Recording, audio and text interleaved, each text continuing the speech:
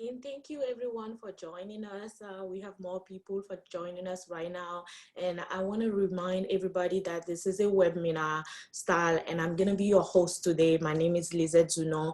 I'm the president and CEO of Zsquare4theCure. We have a jam-packed program for you. So we want to minimize the noise. So I want to ask you respectively to turn off your camera unless you are speaking, unless I prompt you to speak. I want to ask you to turn off your camera and also put yourself on mute. So that's the goal. We have a jam-packed schedule for you. We have the renowned doctor from Benin. We have a power. We're going to talk about nutrition. So let's just get started because we don't want to waste time. And I want to make sure that I still want to make sure and see if we can broadcast to social media, but I didn't want to waste time earlier about it. So I'm going to go ahead. We're going to go ahead and continue here.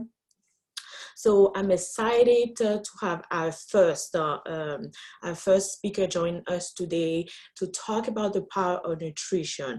Her name is Juliana Leman. She is a mind, body, weight release expert and also a podcast host. So I see Juliana already showing her face to you all. So I'm gonna let her get started and talk about it, but she's gonna make sure she teaches us in the next 5 to 10 minutes about the power of nutrition and how we can fight cancer from our plate. That's where we want to start today. So please help me welcome Juliana Leman. She is from Toronto, Canada, if I recall, right? So thank you, Juliana. And I'm going to go on mute as well as I am going to turn off my camera.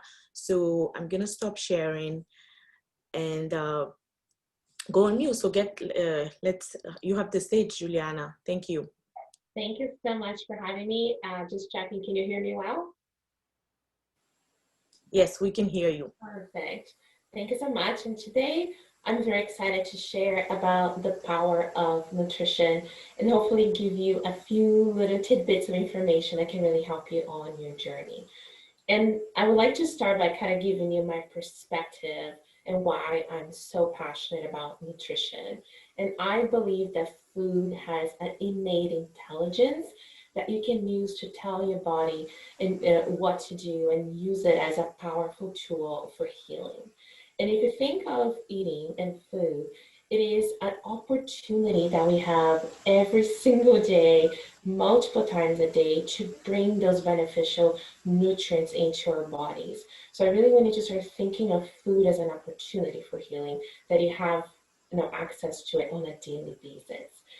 And if you look at, organizations internationally, such as the American Institute for Cancer Research, out of their top 10 recommendations for cancer prevention, food is at least like a few of them are food related, which really shows the importance of understanding nutrition, what are the good foods for you, which ones to avoid. And I hope to give you a little bit of a perspective on this today. Now, how can food actually have a beneficial impact in your body? And there's a lot more medical research now in the cancer space looking at food and its potential for, changing the body and helping prevention, but also after diagnosis. So looking at some of the research out there, we see food working in various ways. So for example, food can help you with your immune function. Food can help you reduce inflammation. Food can help cells regenerate and repair. But also, and this is a very interesting sort of newer field of research that shows that food, the things you put in your body, can help you with your gut bacteria. So if you think back at those traditionally fermented foods that I think are getting more popularity now, putting some of those foods in our diets on a regular basis brings a lot of beneficial microorganisms that help our gut to be healthy, and that helps many other functions in our body. At the same time, that if you eat those high fiber vegetables, you're bringing prebiotics, which are foods that are feeding your gut bacteria. So using food can work in all those different ways to improve health in the body.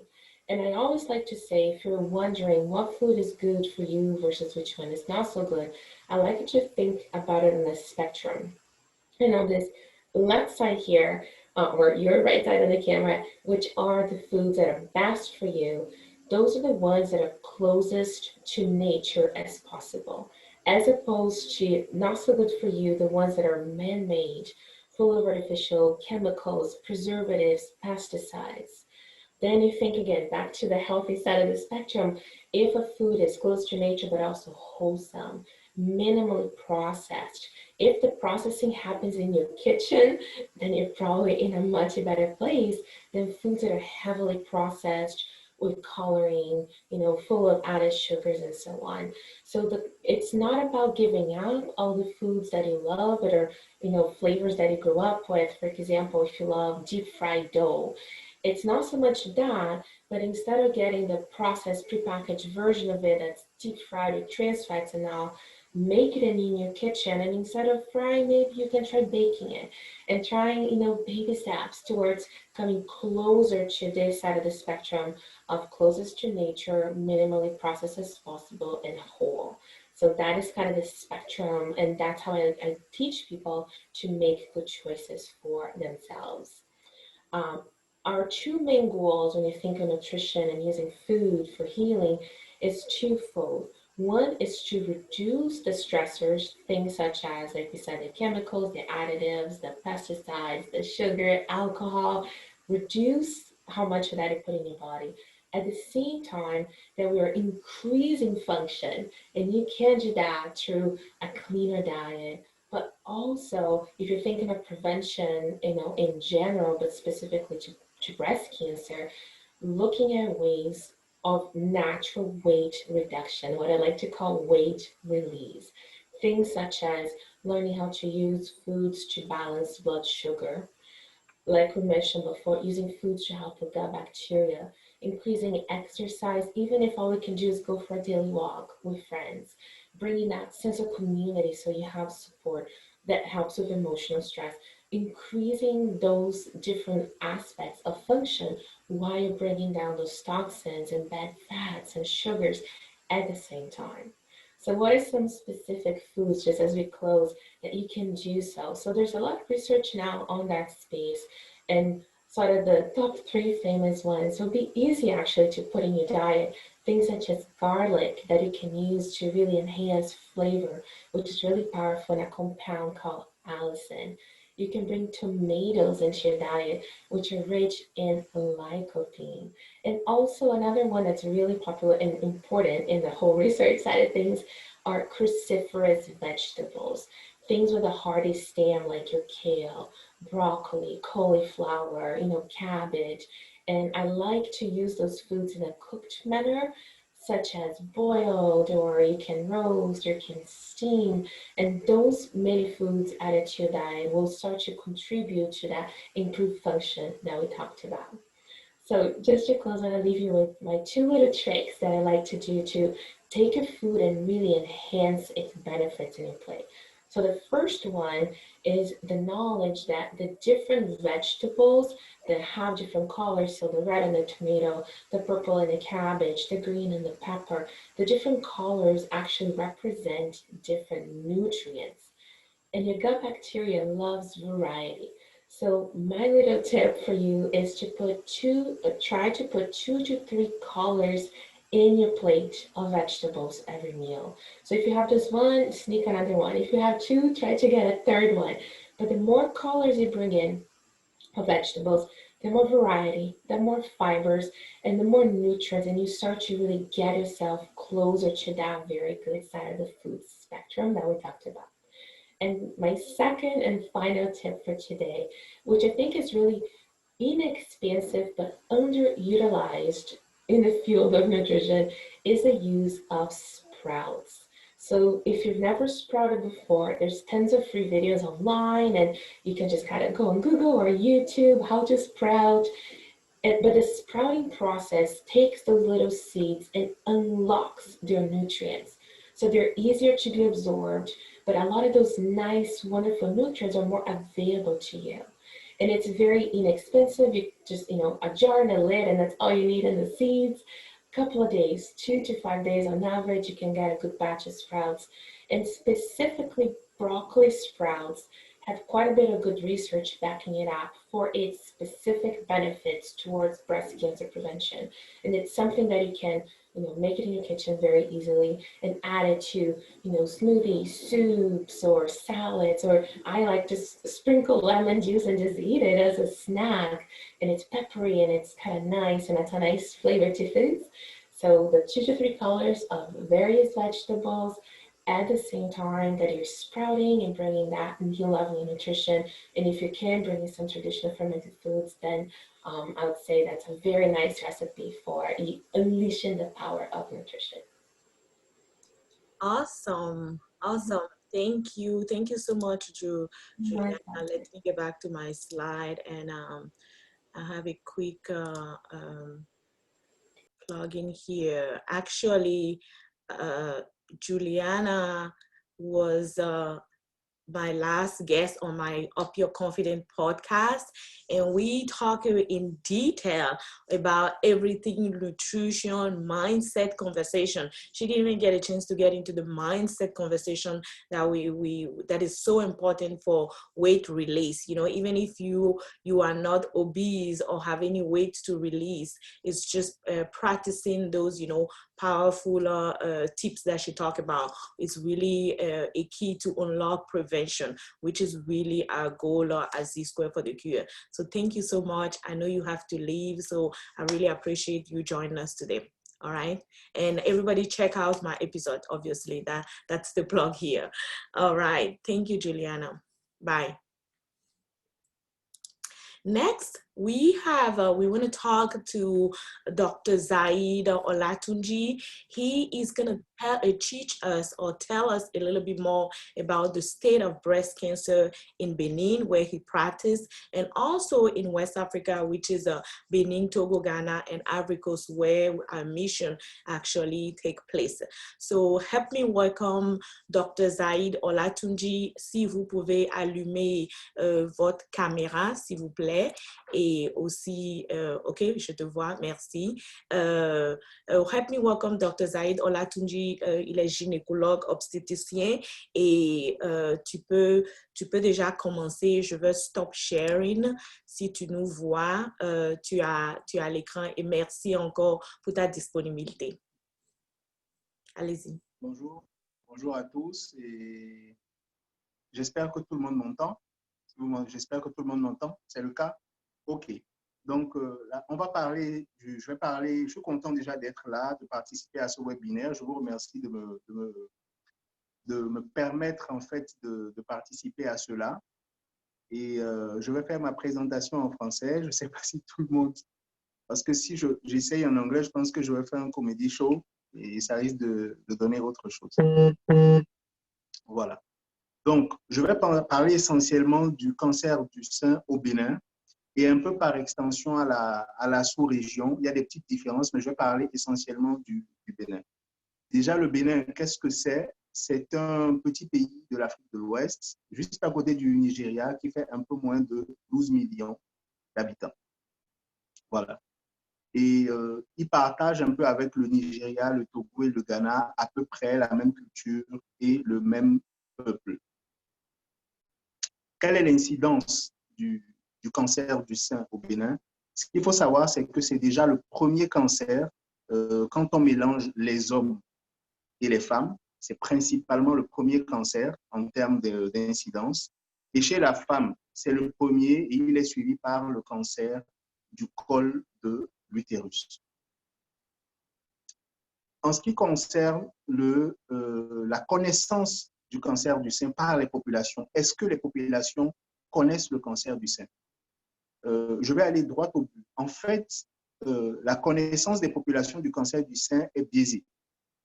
C'est déjà de façon générale les maladies du sein et en plus en particulier le cancer du sein. Elle est biaisée par des a priori socio-culturels. Je parle essentiellement de la majorité des cas qu'on retrouve en zone rurale parce que on a un analphabétisme qui est assez important. Donc pour eux, le cancer du sein, c'est synonyme d'envoûtement, c'est lié à la sorcellerie, donc ce n'est pas lié à l'hôpital. Ce qui va se passer, c'est que le réflexe, c'est que dès qu'on va se rendre compte qu'on a un problème, une maladie du sein, on va aller chez le tradipraticien, on va aller en phytothérapie. Et ça nous permet en fait d'aboutir à la question du diagnostic. Comment est diagnostiqué le cancer du sein au Bénin et un peu dans les pays de la sous-région? Déjà, les outils. Au Bénin spécifiquement, les outils diagnostiques sont insuffisants. Ils sont insuffisants. Un petit chiffre, on va avoir à peu près une dizaine d'appareils de mammographie pour les 12 millions d'habitants. Et la majorité de ces appareils est concentrée dans le sud du pays. L'autre élément, c'est le faible pouvoir d'achat de la population qui rend difficile en fait l'accès aux explorations, à ces différents examens-là. Donc, de façon générale, cela va aboutir sur quoi? Pour vous donner un chiffre, en 2019, 90% des cancers du sein qui ont été diagnostiqués à un stade clinique avancé. Et la moitié de ces patients sont décédés avant 1 an. La moitié de ces patients sont décédés avant 1 an. Ça nous amène à la question du traitement. Sur le plan préventif, beaucoup d'efforts restent à faire en matière de politique de dépistage systématique. C'est vrai qu'il y a des campagnes, on fait Octobre Rose en ce moment, mais il faut une politique claire en fait, de dépistage systématique. En ce qui concerne les outils du traitement, en ce qui concerne les outils du traitement, la ressource humaine est présente, même si elle est insuffisante et concentrée dans le sud du pays. On a accès à de la chimiothérapie, à l'hormonothérapie, et ces thérapies, vous savez, qui sont onéreuses, il y a aussi une barrière limitative, en fait, c'est la barrière du pouvoir d'achat. Tout le monde, des gens qui n'arrivent pas forcément à se nourrir comme il faut, c'est difficile, en fait, de payer ces traitements qui reviennent très cher. Mais il y a un grand absent, c'est la radiothérapie. Sur le territoire béninois, on n'a pas de radiothérapie. Au Ghana, il y en a, en Côte d'Ivoire aussi, mais au Bénin, nous, pour 12 millions d'habitants, il n'y a pas d'unité de radiothérapie. Alors que c'est indispensable dans le cadre du traitement du cancer du sein, parce que après une chirurgie, c'est la radiothérapie qui fait partie des éléments qui permettent de diminuer la probabilité d'avoir une récidive locale, en fait. Donc, on n'a pas de radiothérapie. Donc, tous ces éléments vont aboutir sur une mortalité très importante. L'incidence de façon générale en Afrique subsaharienne est beaucoup plus faible que l'incidence dans les pays développés, dans les pays occidentaux. Mais paradoxalement, la mortalité est beaucoup plus importante en termes de pourcentage, pas de valeur absolue, en termes de pourcentage, la mortalité est beaucoup plus importante en Afrique subsaharienne, essentiellement en Afrique de l'Ouest, en comparaison des chiffres de ces différents pays. Pourquoi? À cause essentiellement de tous les facteurs dont on a parlé, et surtout en première ligne du diagnostic tardif. Donc, si je dois conclure de façon synthétique, on va dire que le cancer du sein est une maladie qui est mal connue des populations. Ceci va aboutir à un diagnostic tardif. Il va falloir noter l'accessibilité limitée aux moyens diagnostiques et au traitement des populations à cause du pouvoir d'achat limité. On va retenir que l'offre de soins, l'offre de traitement n'est pas complète parce qu'il nous manque la radiothérapie et elle n'est pas répartie de façon homogène sur toute l'étendue du territoire. Et ceci va aboutir à une mortalité finalement plus importante que dans les pays où l'incidence est plus grande. Donc, pour changer la donne, s'il faut changer les choses, il va falloir agir sur chacun de ces différents éléments. J'espère que j'ai fait le tour de la question de façon très succincte. Désolé pour ceux qui n'ont peut-être pas compris en français. Si je dois me reprendre en anglais, je pense que ça va être de la comédie. Voilà. Merci beaucoup, Dr. Zyad Olatoundji. Je pense que tu nous as donné l'information comme la plupart d'entre nous, on le sait déjà plus ou moins, mais on essaie, c'est l'une des raisons pour laquelle nous avons l'ONG. Et j'ai vraiment aimé quand vous avez parlé du fait qu'il n'y a pas de radiothérapie. Et ça, c'est un truc qui me fait toujours mal parce que vous allez écouter tout à l'heure, on a une survivor, quelqu'un qui a survécu la maladie, qui nous parle de son histoire et à chaque fois, la radiothérapie, on doit toujours faire une évacuation sanitaire en France. Donc, je pense que c'est déjà un gap, c'est quelque chose dont on a vraiment besoin de parler et d'informer la population. Vous avez touché des points très importants, donc on vous remercie encore. Je sais que c'est samedi soir à Cotonou, au Bénin, et vous avez pris le temps de venir avec nous partager cette information. Donc, on est vraiment content de vous avoir reçu. OK? Merci. Merci. Okay. All right. We're going to get started. So we're going to continue here. I'm going to share my screen. We're going to go back to our slide mode here.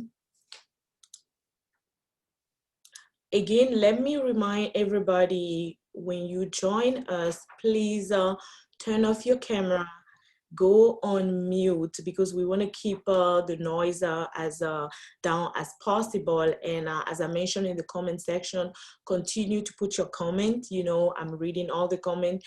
Put your question, and we have plenty of time at the end to answer questions. So again, thank you to Dr. Zyad. Now, let's talk about our story, because a lot of you might have never heard about what is Zsquare4theCure. But before we get to our story, I really want to share that let's make sure, if you are planning, and I really urge you to make a donation to our foundation, because not only this is an annual update, this is an information sharing, just like we had, you know, we had the power of nutrition sharing, and we also talk about the state of breast cancer in Benin as an extension in West Africa. So please do go ahead and make a donation to us, Zsquare4theCure, on all platforms. You can use Cash App, you can use PayPal, and I am still going to try every time that I can to put this feed live on Facebook, because I think it gives opportunity to a lot more people to join us. But we are recording this and we are going to share it. So about our story, you know, let me spend a couple of minutes here to just talk about our story. We got started in 2012, but I'm going to backtrack and tell you my personal story, my personal connection to breast cancer. So my mom was diagnosed with breast cancer in 1998. if you can imagine. I look pretty young, but in 1998, I was really young, and I was just barely graduating from high school. And I overheard her talking to her friend that she found a lump in her breast. And I didn't know what that meant, but what I knew was that later, 6 months later, she went to France to get her treatment. And before I arrived in the United States in January 1999, I flew to visit her in France to see her doing her treatment, doing chemo and also radiotherapy. And while I was sitting in that hospital waiting for her to come visit, we were actually surprising her. I sat there for a good 45 minutes, and I remember seeing women and men from all over the world, but mostly African country, coming for treatment in that hospital. And I got to tell you, that is exactly when the seed of creation of founding this nonprofit actually started in my heart, but I didn't actually know, right? So I sat there, and it just burned my heart, and it still burns my heart today, to see that not only people, if they don't have the means, they don't have the financial information, the financial need, they will not be able to get the treatment that they need, you know. And most people, as Dr. Zyad was mentioning, they wait toward the end. So couple of years later, after I came to the United States, I joined a nonprofit organization like Suzuki Komen, where I was involved by helping fundraising, just fundraising normally. I fundraised in 2008 and in 2009. And then in 2011, I decided that I wanted to join the 3-day walk, 60 miles for 3 days. Some of you might have remembered or have seen it in the video that we share at the top of the webinar.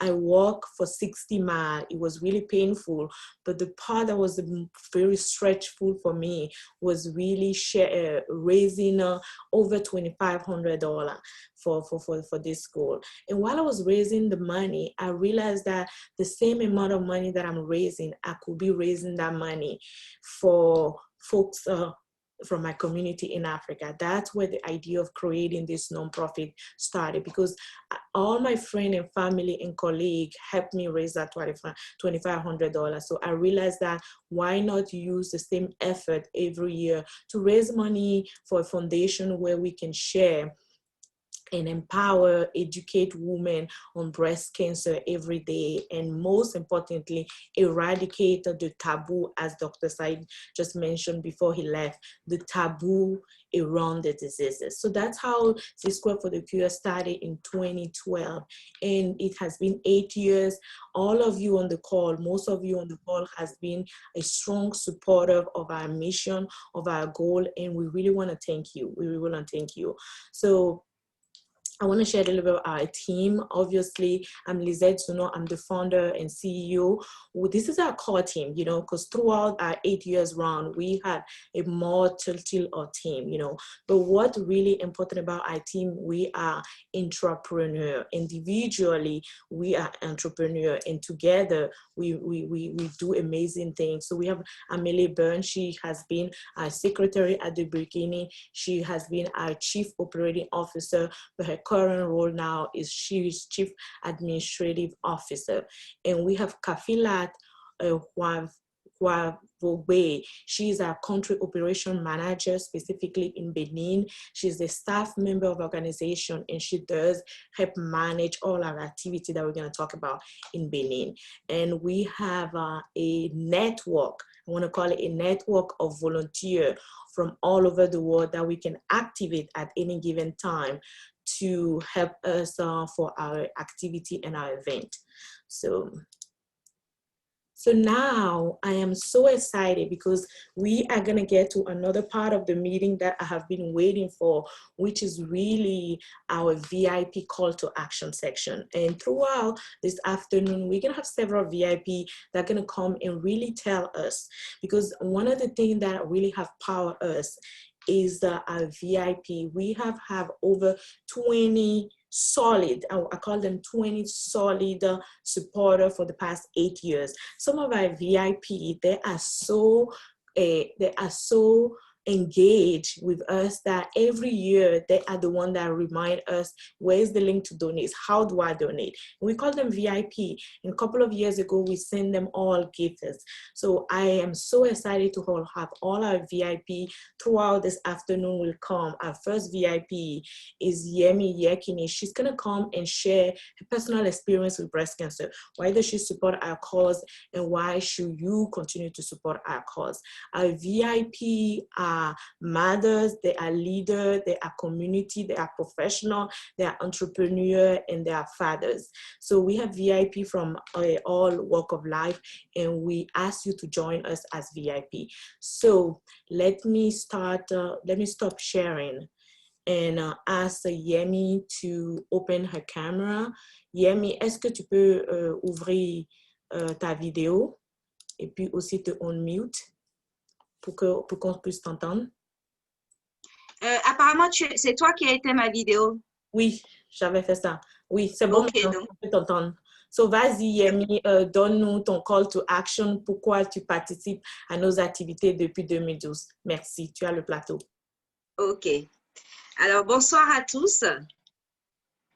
J'espère que tout le monde va bien en ces temps un peu difficiles. Je remercie Lisette et toute son équipe d'avoir mis en place ce moment virtuel et surtout d'avoir eu l'idée de cette association. Je n'en connais pas d'autres, donc c'est vous dire le manque cruel d'organismes contre le cancer dont souffre le Bénin. Au niveau de l'Afrique, je ne sais pas, mais au Bénin, je ne connais pas d'autres associations autres que Zsquare. Et si j'ai adhéré à cela, c'est d'abord parce que je connais Lisette depuis l'enfance et que je connais sa performance. Je sais que c'est quelqu'un qui va au bout de ce qu'elle fait et que si elle m'implique dans son projet, ça ne peut pas être quelque chose de farfelu ou de provisoire. Je sais qu'elle a un objectif à long terme et par la grâce de Dieu, nous l'accompagnerons jusqu'à ce qu'elle atteigne ses objectifs. J'ai été personnellement, quand je dis personnellement dans ma famille, touchée par le cancer du sein. Une de mes grandes sœurs a eu ça il y a quelques années. Et ça a été vraiment, vraiment une grande surprise pour nous.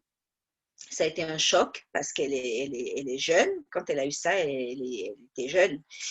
Et heureusement pour elle, elle était en vacances en France. Elle est venue en France en vacances et c'est lors d'un contrôle banal qu'ils lui ont trouvé ça. Alors, on s'est dit, imaginez si elle avait été au Bénin. Elle aurait cru comme tout le monde que c'était un problème banal. Elle n'aurait pas vraiment peut-être prêté attention, quoique c'est quand même quelqu'un qui fait très attention à sa santé. Mais je pense que c'est la Providence qui a voulu qu'elle soit en France à ce moment-là et qu'elle puisse se faire dépister.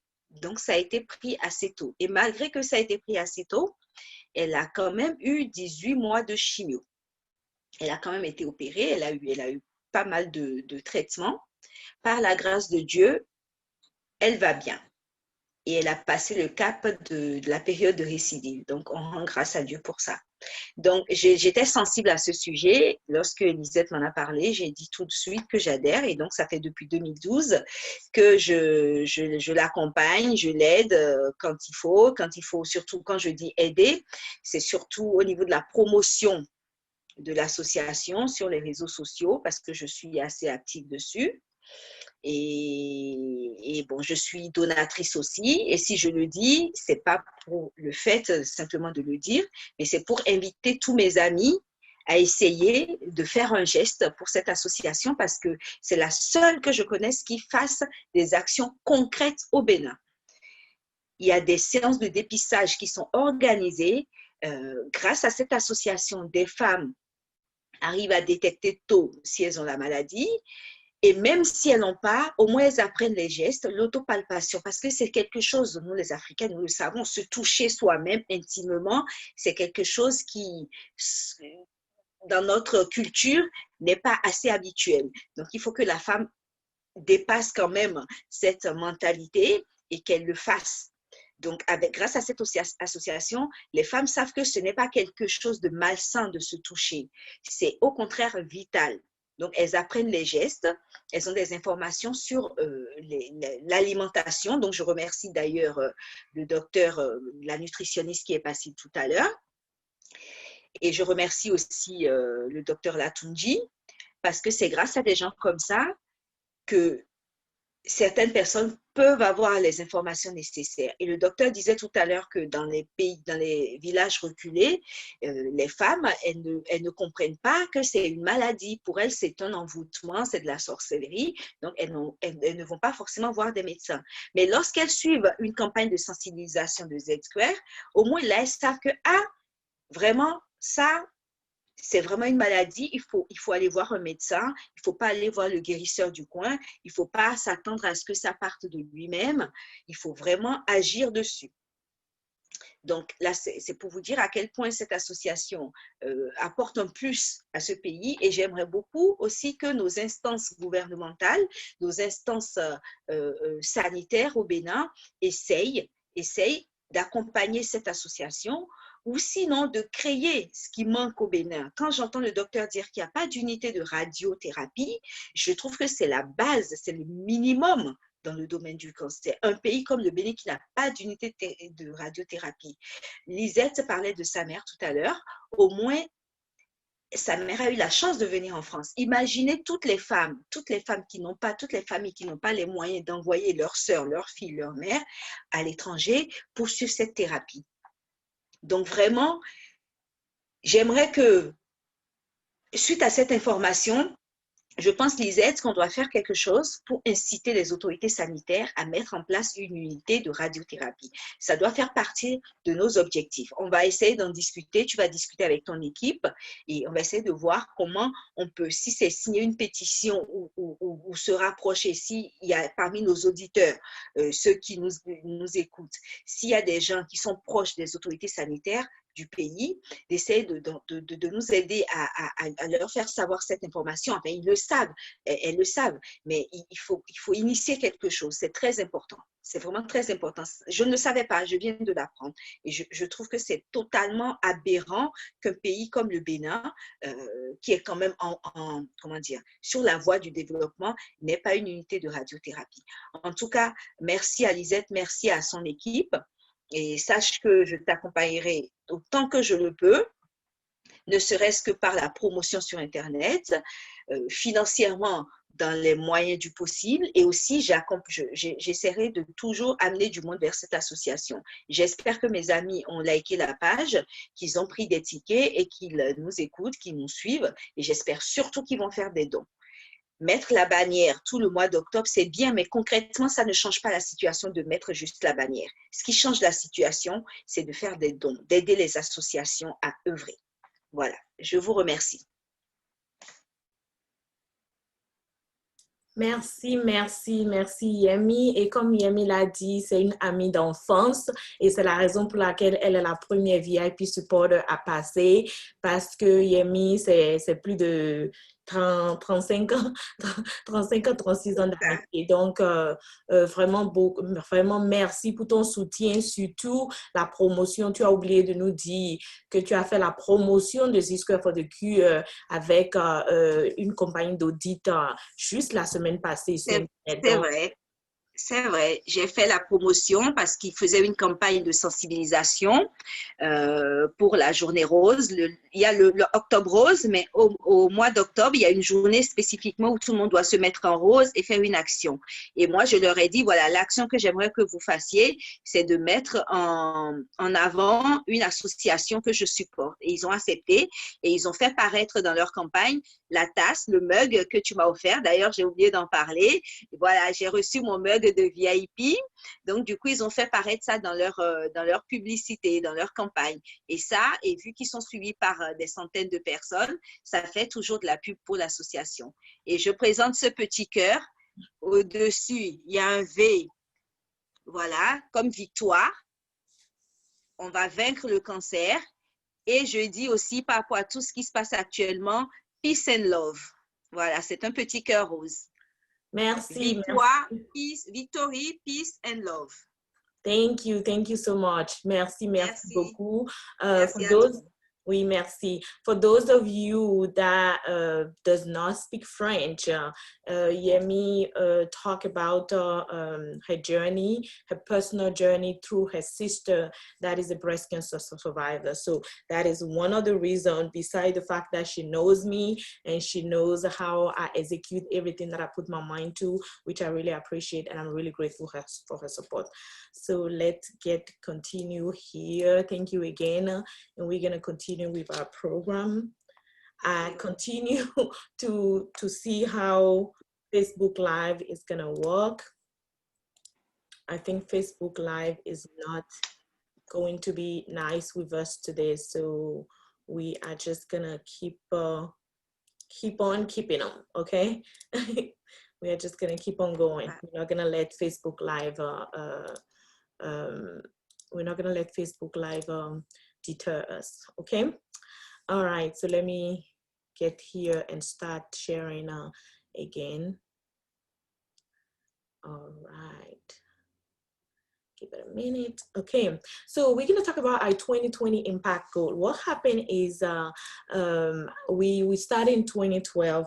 After a couple of years, we decided to have a strong 2020. We met in 2016 with our team back then, and we really had a strategic plan. And I have to tell you, 2020 looks so far away back then. You know how we all had goal and plan and action plan. Zsquare4theCure also did. So what we did briefly that I want to share with you is we had a 6-point that we worked toward in 2020. One was an intense marketing campaign on social media. As Yemi was talking about, social media is super important for us. And our goal was to reach 20,000 people via social media and via our mission in general. And we sure did it because we track everything that we do. Our second goal was really to focus on outreach program and seminar. So as you saw on the video at the beginning, we did a lot of seminar with small group. And one of our core value and pillar is really to meet the women where they are in the local community. Let it be church, let it be a synagogue, let it be in mosque, let it be in a market. We meet the women wherever they are and we bring them the information. The third one is really distributing information material, little pamphlet information that tell you, what hospital you should go to, how does it feel, what are the warning signs, fact about breast cancer, what should you do when you find a lump in your breast. Information is power, knowledge is power, and we believe that, and that's what we focus on our third point. And the fourth point, which is our annual free breast screening campaign. We provide free breast screening to everybody that come to our yearly campaign that we do every year. And those have been successful. Those has been a group of 50, 100, 500, 600 women. And we bring information from expert gynecology and oncologists, just like we did today. This is one of our annual event that we're doing virtual today. The only difference is you guys will not get a free breast examination, that's all. But we believe that the information is more powerful. One of the things that I believe is every time we share information to 5 people, we know that 25 other people has reached the information, because you will share with your sister, you will share with your sister-in-law, you will share with your mother, you will share with your aunt, you will share with your cousin, and those are the 5 people, and those 5 people will also share with somebody else, and that creates a ripple effect, and that's what we believe information is important. Our 5th point, part of our strategic plan, was our advocacy with government agency. And Yemi kind of allude to that, because we realize that no matter what we do, we are stronger together. And our government agency can also help us bridge the gap and, you know, bring more information. We can get data for them. We can share data that we found online and available through our campaign. And our last point is really our support network. Okay, we believe that there's a life after breast cancer. That's really our goal, is to make sure we tell people that breast cancer is not a deadly disease. So support network is, we do have a database of all our supporters, or all the women that come to our campaign. So we share information with them via WhatsApp, on our Facebook page, and via the phone number, and we can contact them at any given time, and they have a direct contact to us, to our country manager in Benin, to come to our event and to ask us any question. If they find a lump, is it a real thing? What doctor? We get appointment from the doctor for some of them. So those are our 6 points that we had, and we are so proud that now we are in 2020, and this has been an amazing road, amazing journey that we have been following. I want to talk quickly about our competitive advantage, you know, because I think it's part of the reason why you should support us. We have strong leadership, okay? We have a team of passionate folks, me at the helm, obviously, and I hope throughout this conversation, you see the passion for the mission that we have through my voice and through everything that we're serving you today on this webinar. Social innovation. We believe in innovation because we know and we really believe that in our lifetime, we will find a cure for breast cancer. And we always try to stay at the cusp of innovation by learning facts through research with different universities and different doctors to come and share. We are ready to be part of any new innovation that is coming in the future that we can share with our audience. So we share information through innovation, through through innovation and through fact. Our major focus is life after cancer. Now, we also have a key performance indicator, because I am somebody that loves data. I believe data is how you drive your decision. We check several data that I want to highlight here. Our donor growth, you know, we know who donate to us, why they donate to us, and how often do they donate to us. Our average donation is $50. Most of you donate $100, $25. So our average donation is usually $50. And we also try to find a return on investment, you know, our ROI for our fundraising. I'm very huge in not spending too much money in order to get money, you know, because most nonprofit organizations, what they do is they spend $1 million of money to just get 500,000. That is not what we do here at Zsquare4theCure. We make sure that every donation that you send us, we spend 80% of your donation directly goes to our mission and to our activity. I personally, as the founder, has invested over 60% of our revenue to all of our mission every year. That has been my personal investment. And we also make sure that we analyze our recurring gift. So we have a database of donors, and we want to understand why a donor drop off our list, why they no longer support us. But we also did a psychology of the donor research a couple of years ago with one of our PhD student that was interning with us, and we realized, this is an information that it really touched me, you know, and I really continue to fight this information. We realized that only folks like Yemi that have been impacted personally as a co-survivor, as a friend, or as a family member that have been impacted with breast cancer really are engaged and ready to donate with us, you know, and we want to change that. We don't want you to wait to have a family member to have this disease for you to be involved with us. We want you to understand what we're trying to do, our big goal, and how you can get involved with us. So this is a resume of our 2020 strategic plan, and we have been really excited about all our results and all our accomplishment in 2020. Now, let's talk about really quickly our guiding principle and our core value, because I think that's important going forward. You know, if you have never followed us, our guiding principle is really simple. We meet the women where they are in the local community, like I mentioned to you earlier. Women in the local community, we serve them, we provide empowerment. So we give them the knowledge. When we go to those breast cancer awareness and seminar, we speak in the local language. You know, one of the reasons why we love and connect with Dr. Zyad is he speaks local language, you know, with his patient. He knows several local language. So we try to promote healthy lifestyle, you know, wellness. We talk about nutrition today. Eating right is at the core of our program, and every product that we partner with, it's all about your wellness. You know, we talk about how to save life. You know, we don't talk about how bad cancer is, but we talk about how you can get out of cancer, because we know there's a life behind having a breast cancer disease. We provide and help women that have been affected, because it's not just financial help, it's not just the treatment, but it's also the psychology behind the diseases that impact women. So those are our guiding principles that we have been upholding until 2020, and that's going to guide us in the future for our goal. Our core values are really simple and clear. It's really integrity. There's a fairness in everything that we do. For our mission, we respect and have dignity for all the women, because we go meet women that are suffering, that are afraid to show their breast even to their husband. So we really want to give them respect and dignity. We provide solidarity and togetherness and union among women. A vision. We have a strong vision for the future, and we make sure that the women understand our vision. We educate them, we eradicate the taboo around the disease, we strongly uphold our vision in everything that we do. And the last one is really accountability.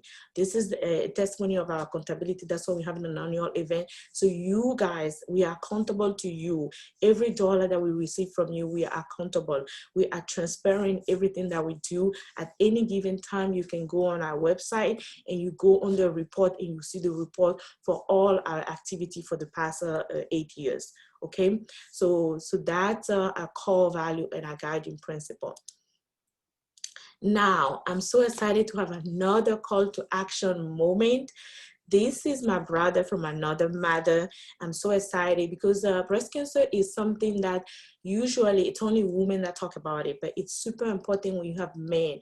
And I want to introduce you to Kader. Kader has been supporting me, I want to say riding with me since the beginning of the time. Our first event that we did back in 2012, Kader has been there inviting his team member from KPMG to come to our event. So I'm super happy today to have Kader with us. Kader, I hope you're still here.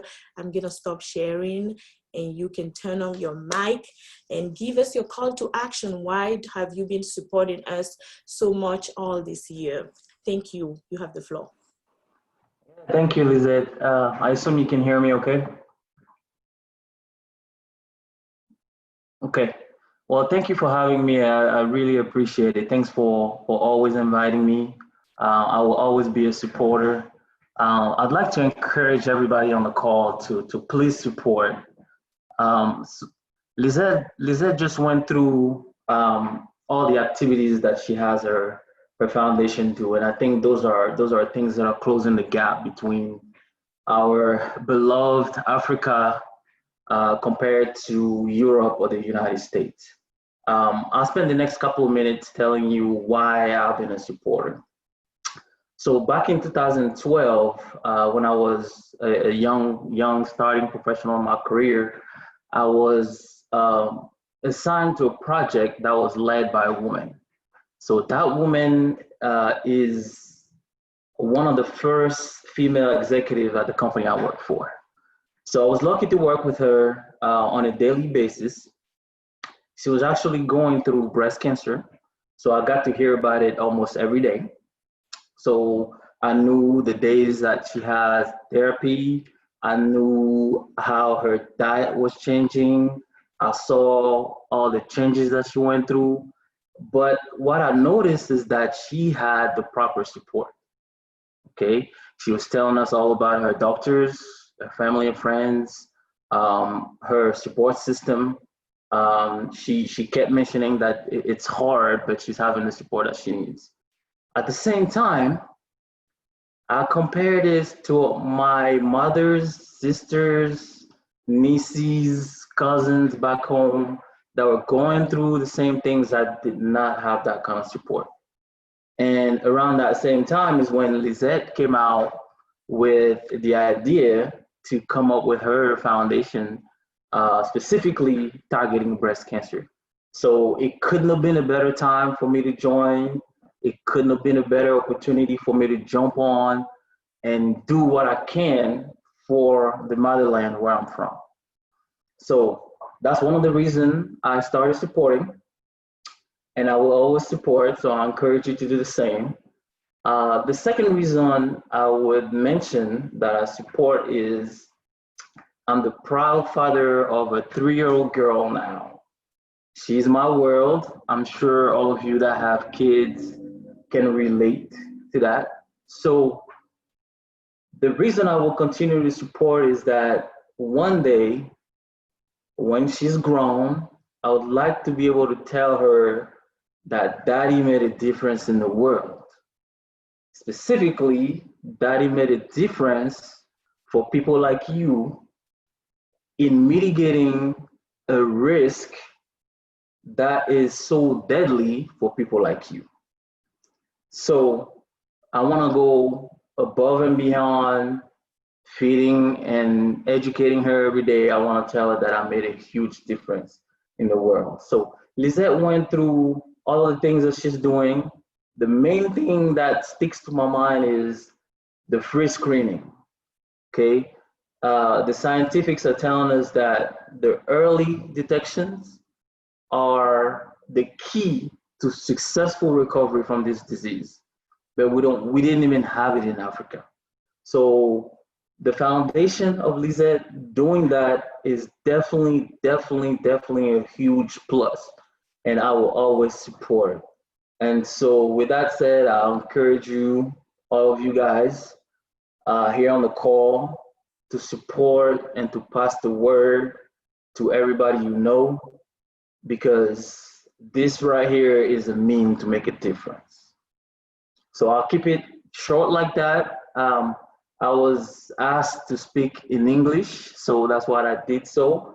So I hope my message went through all of you guys, and that the call to action here will be undertaken by every single one of you, and that we can help Lisette with her organization go further. Thank you. Thank you, Kader. And that shirt is lit. I love it. Thank you. All right, let's continue here. I think we are on schedule. Let me see. I'm gonna bring my slide back. All right. Oh, wait, I need to start sharing first. Oh, okay. All right, let's start sharing. Again, thank you, Kader, for your support throughout the years, and we continue to. So now we're gonna have a survivor testimony. Our team in Benin, led by Kafilat, will have interviewed a lady that's gonna share her testimony, and it's in French. So, Mesdames et messieurs, bonsoir. Je suis Aïcha Balogun, institutrice à Francfort. Alors, je voudrais partager mon expérience avec vous, cette expérience par rapport à la maladie du cancer. Alors, c'était en 2016. Un jour, j'ai constaté des nodules dans mon estomac droit. Ça m'a un tout petit peu inquiétée, puisque moi, je n'étais pas au courant, je n'avais pas d'informations par rapport à cette maladie-là. Alors, ça m'a un petit peu inquiétée. J'ai été à l'hôpital. On a extirpé ces nodules-là, ces ganglions, si on veut, qu'on m'a demandé d'analyser. Mais bon, moi, j'ai banalisé puisque je n'étais pas informée de la chose. Après quelques mois, il y a eu de récidive. J'ai commencé par avoir peur. Alors, la très peur, c'est ainsi que j'ai été au Sénanchu. Là, j'ai été voir les plus bons oncologues de ce grand hôpital. Alors, on m'a soumis sous une chimiothérapie. C'était lourd, c'était vraiment lourd. Tout mon corps en a pris un coup. Et puis après la chimiothérapie, ce fut la chirurgie, c'est après cela que j'ai pu bénéficier d'une évacuation sanitaire où j'ai fait 3 mois de radiothérapie en France. C'est vrai que ce n'était pas facile, rien n'était évident, ce n'était pas fameux, mais par la grâce de Dieu, j'ai pu surmonter la chose et aujourd'hui je vis. Voilà pourquoi vous me voyez sourire, je vis et certainement que je vivrai encore beaucoup, longtemps et encore parce que Dieu m'a fait grâce. Je voudrais nous dire que rien n'est impossible. Quand on veut, on y arrive. Je me suis dit, j'aime la vie, je dois vivre. Alors, j'ai survécu parce que déjà à l'intérieur de moi-même, je combattais la maladie. Je disais, tu n'auras pas le dessus.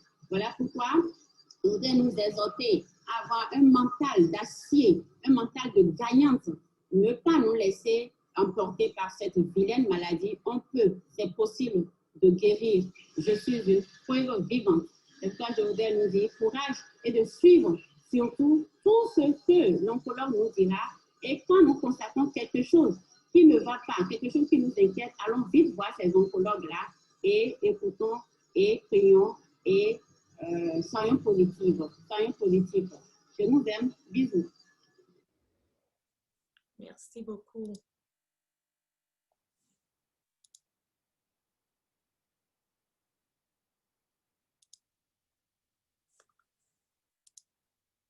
Now we're gonna have a musical performance by, let me stop sharing first of all and make sure I'm getting, okay, couple of people left. Sorry, I have to add more people that just left and they're part of the meeting. So let me go back and now share again. We are halfway, so this is good. All right, so I'm gonna now share again.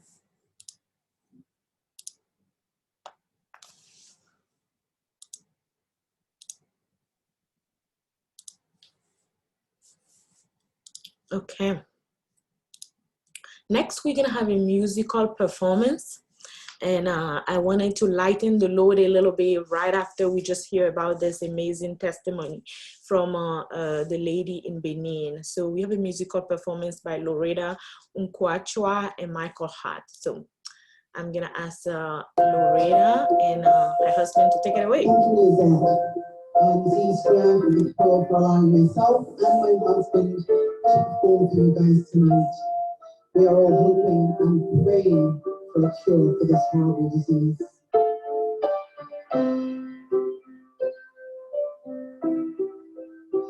Like a small boat on the ocean, sending big waves like an ocean, like how a single word can make a heart open. I might only have one touch, but I can cause an explosion. All these things I didn't say, the wrecking dog inside my head will scream them out tonight. Can you hear my words this time? This is my fight song. Take back my life song. Prove I'm alright, my power's turned on. Starting right now, I'll be strong. I'll play my life song. And I don't really care if nobody else believes. 'Cause I still got a lot of fight left in me. Losing friends and sleep. Everybody's worried about me and I'm too deep. They say I'm in too deep. It's been 2 years, I miss my home. There's a fire burning in my bones. Still believe, still believe. And all those things I didn't say, the wrecking ball inside my brain. I will scream them out tonight. Can you hear my voice this time? This is my fight song. Take back my life song. Prove I'm alright, my power's turned on. Starting right now, I'll be strong. I'll play my life song. And I don't really care if nobody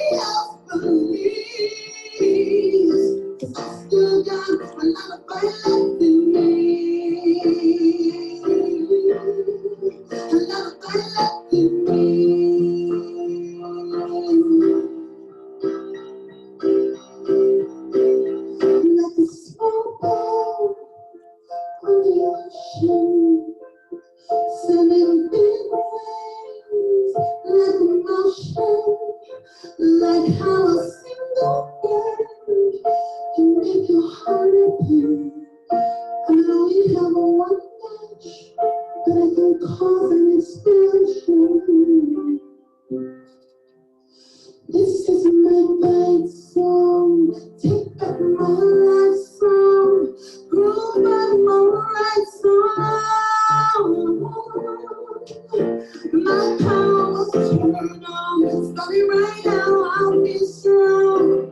This is my bad song. And I don't really care. Nobody else believes. 'Cause I still got a lot of fire left in me.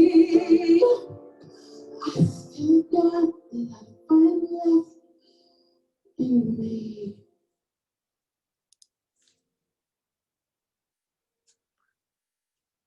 Oh, wow. Thank you. Thank you, Loretta and Michael, for your performance. They did that performance and sent it to me last night. So I'm really appreciative of this opportunity for you to serve us this way. Thank you. Now it's time for giveaway, and that's why I was having this mask to show you guys. So time for giveaway.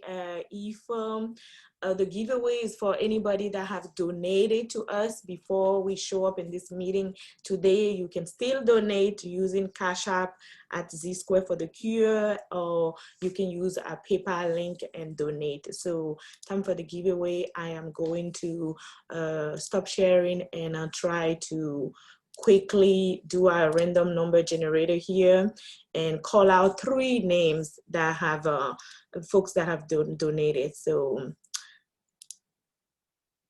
quickly, I don't know if you guys can see, but the first number generator is Chantal. Chantal, you win something. So I'm gonna write Chantal in the chat here. So you are a winner, okay? So one gift goes to Chantal. We drawing for 3 gifts. So next, another random number generator is gonna be Kader, Fatou. We have Grace. So woo-woo, next winner. You don't have to be present to win. You know, if you have sent your donation before, that's what it is. So, and then the last one, who is it gonna be? Olu, David, Colleen. Who is it gonna be? Let's try again. I have a random number generator here, and Fatou. Okay, so Fatou is our 3rd one. Thank you very much. Some of you guys, I'm gonna send you this beautiful mask so you can show your support to breast cancer awareness. There's several of them that we have here. We have another one. These are masks that we are going to be giving away to our event next year, because now we are in COVID-19 situation. So thank you all for your donation. We really appreciate it. We are coming closer to our meeting. I'm gonna make sure, let me start sharing again so we can continue here. We have announced our winner because I thought it was super important that everybody that donate to us, that we also give back something to them to encourage them, because they could have been doing anything with the money, but they choose to share it with us. Okay, so now this is an important part of our meeting. We want to talk about 2030 impact goal, right? Because we talk extensively about what we have done for our 2020 goal. So now for our 2030 impact goal, it's still about breast cancer awareness, but now we have 10 strategic plan implementation. Number 1, and this is a huge goal for us, this is the biggest goal that we have, is to build a state-of-the-art cancer treatment in West Africa. From everything that you heard, Mr. Zyad, you know, I already knew that information. This was not new to me. Maybe this was news to you guys. We don't have a radiotherapy place. Even a mammogram machine for the number of women that we have is not sufficient. So our goal, and this is not a dream, this is a goal, because sometimes a dream does not happen. This is a goal, and we're gonna show you how we're going to get there. We have 10 years for this strategic goal, right? It's to build a state-of-the-art breast cancer center in West Africa. The second one is to invest in the future and legacy building. We want to invest into our young folks to actually go to school for oncologists, because another thing that we're missing is in Benin, for instance, and in most West Africa, we have like very few oncologists, you know. So we really want to invest into the future and build oncologists, specialists in cancer treatment, radiotherapists, chemo, folks that do chemo, folks that do surgery around breast cancer. We really want to invest into them, and we have some partnership that we want to create with hospitals here in the United States and also in Europe for that.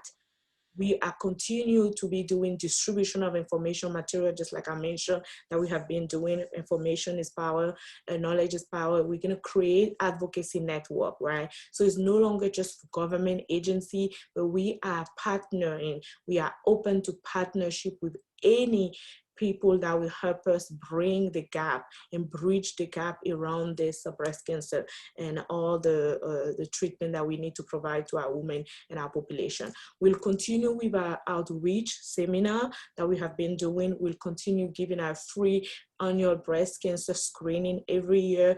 We are going to continue with our social media and marketing campaign, strong partnership, and we're going to show you how you can partner. You on the call today, how you can partner with us with this, because this is not a pipe dream. This is a real goal, and we are going to make it happen. So partnership is going to be important to us. We're going to continue to talk about our support network, because all the women that come to our event and that will come to our center that we built by 2030, they will need a support network. And last, our 10 point is really to focus on innovation and continuous improvement.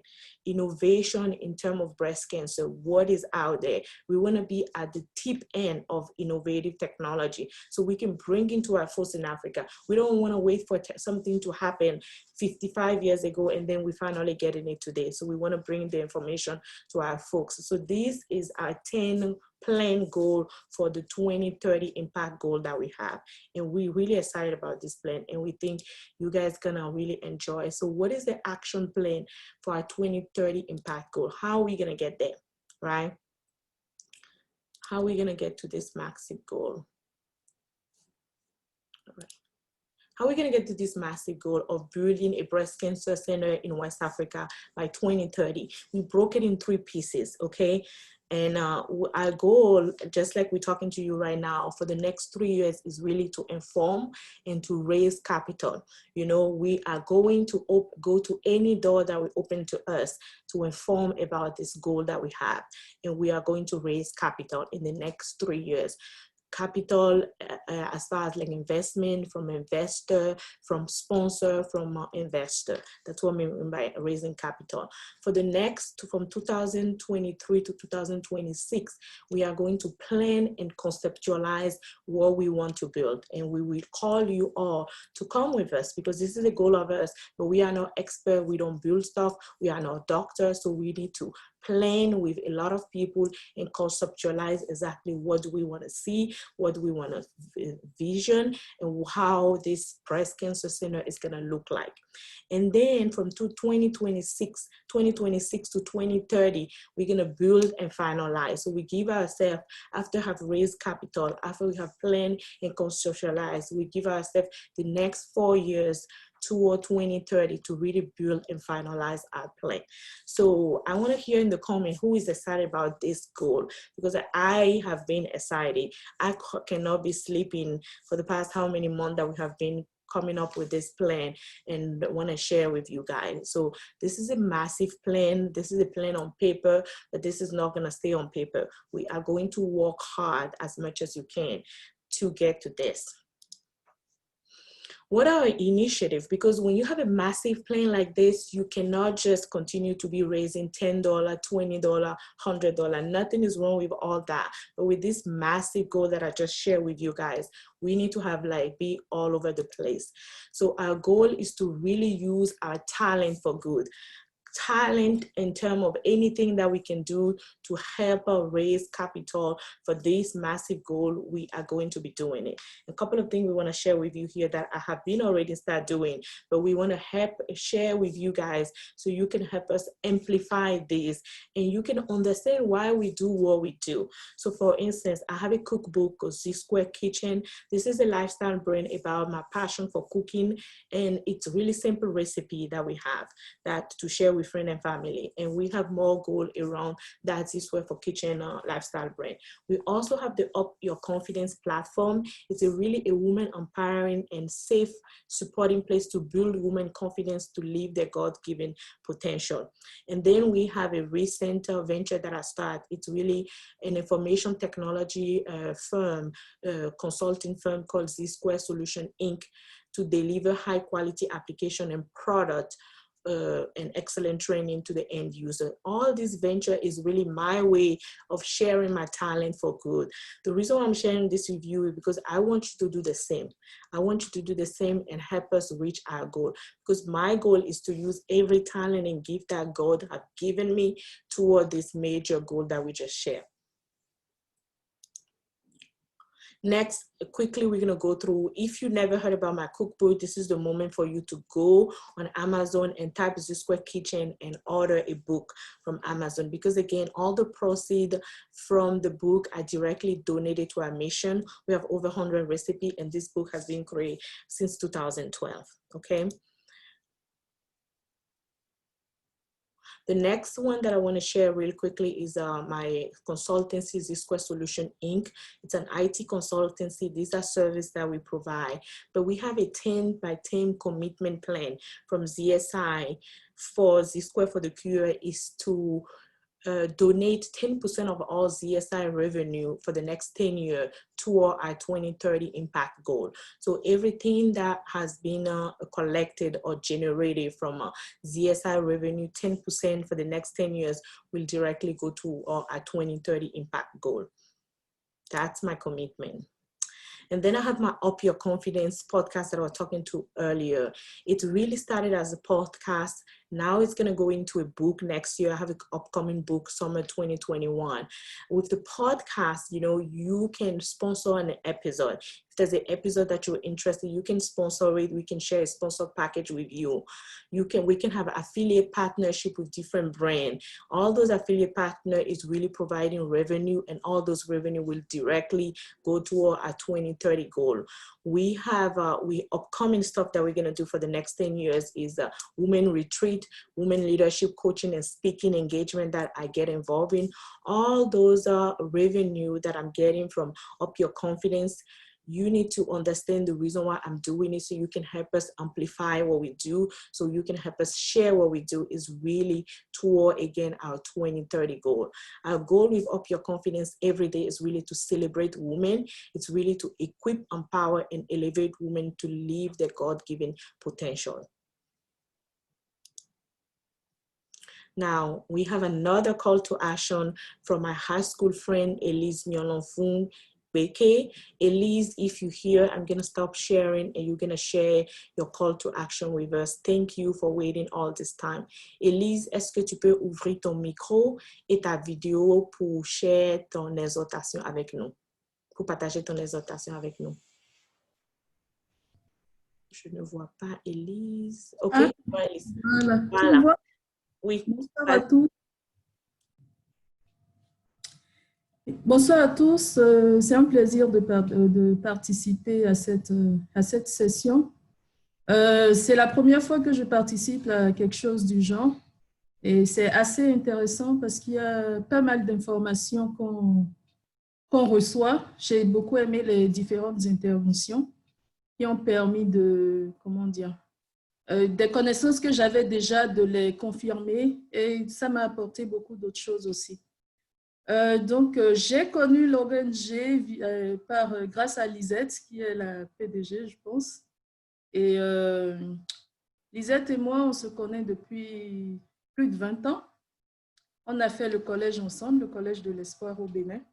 Et donc, voilà. Donc, quand j'ai découvert l'action qu'elle est en train de mener par rapport au cancer du sein, je n'ai pas hésité du tout parce que c'est quelqu'un en qui j'ai confiance et je sais que quand elle se lance dans quelque chose, elle y va. C'est une femme battante. Donc, le cancer du sein, le cancer en général et le cancer du sein, pour moi, c'est une cause qu'on doit soutenir.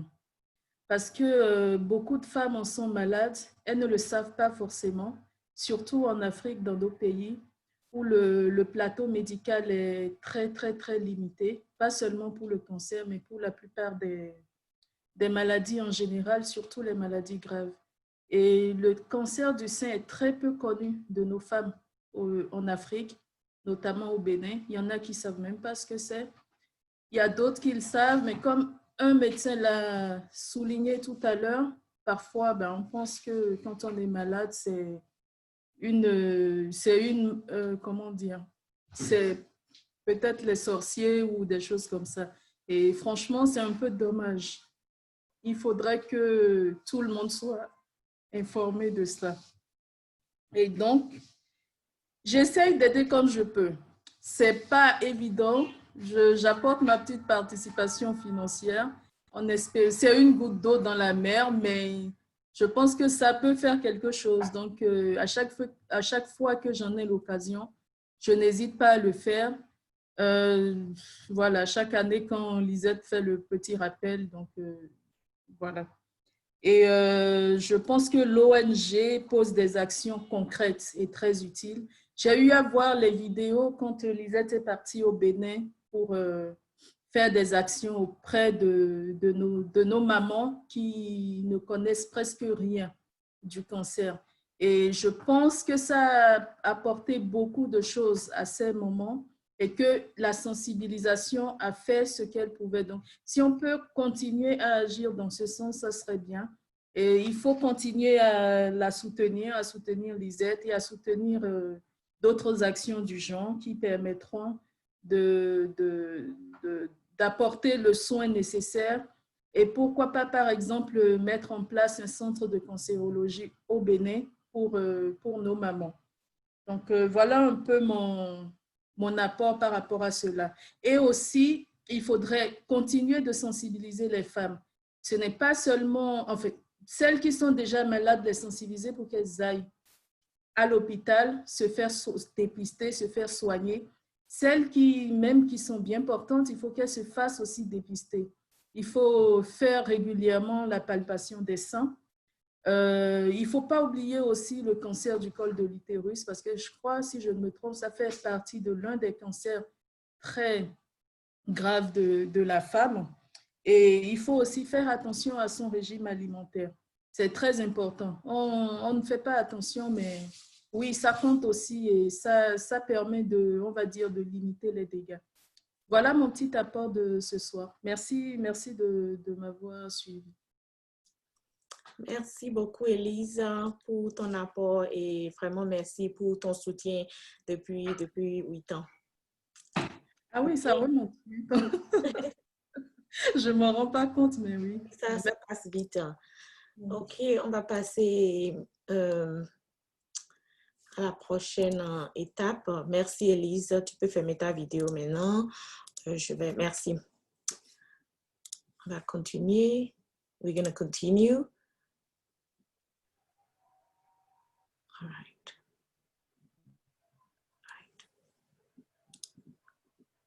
Next, we have, we're going to talk about Zsquare Adventure. That's one of our initiatives that we just kick it off this year. And thanks to COVID-19, we are not able to get it into execution, but we are not backing down.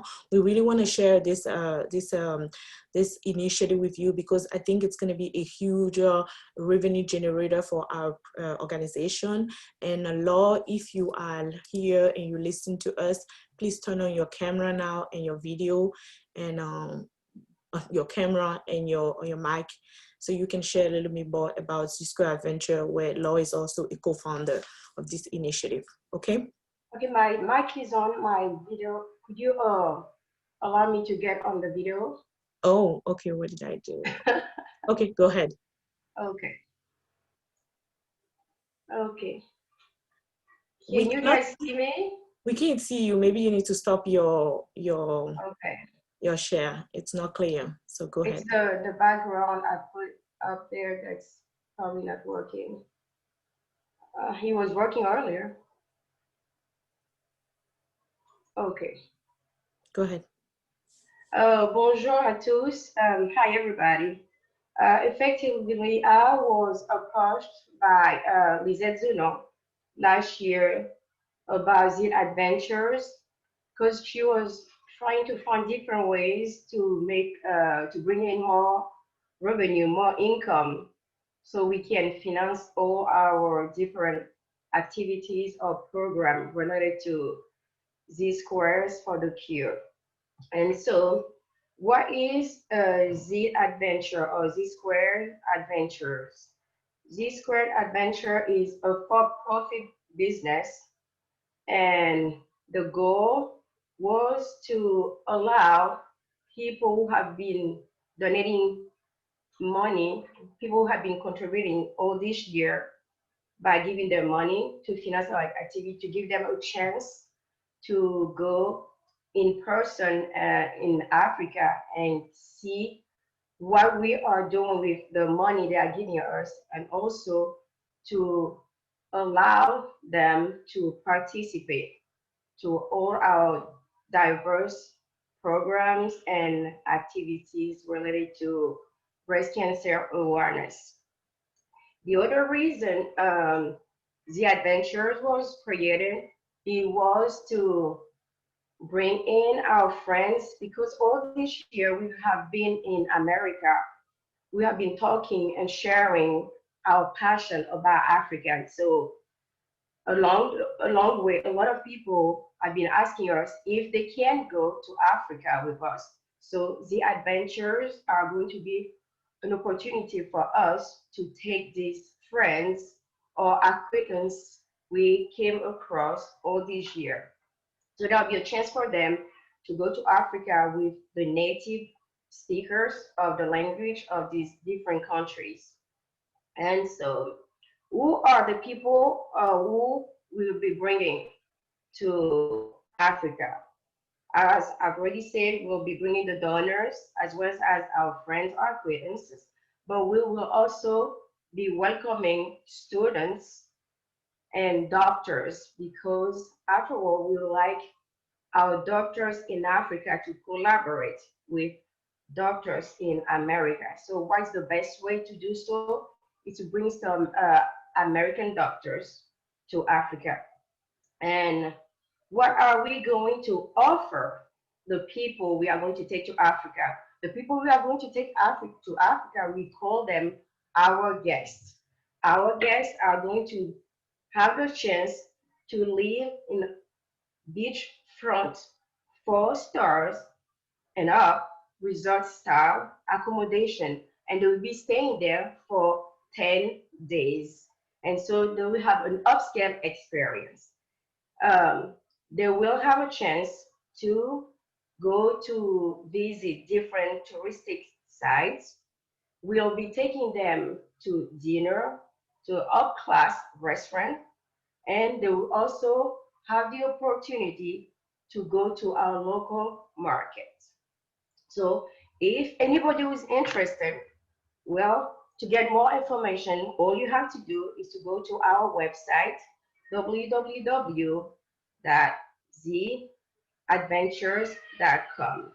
And once there, you have to sign up. And there are several ways to make a payment.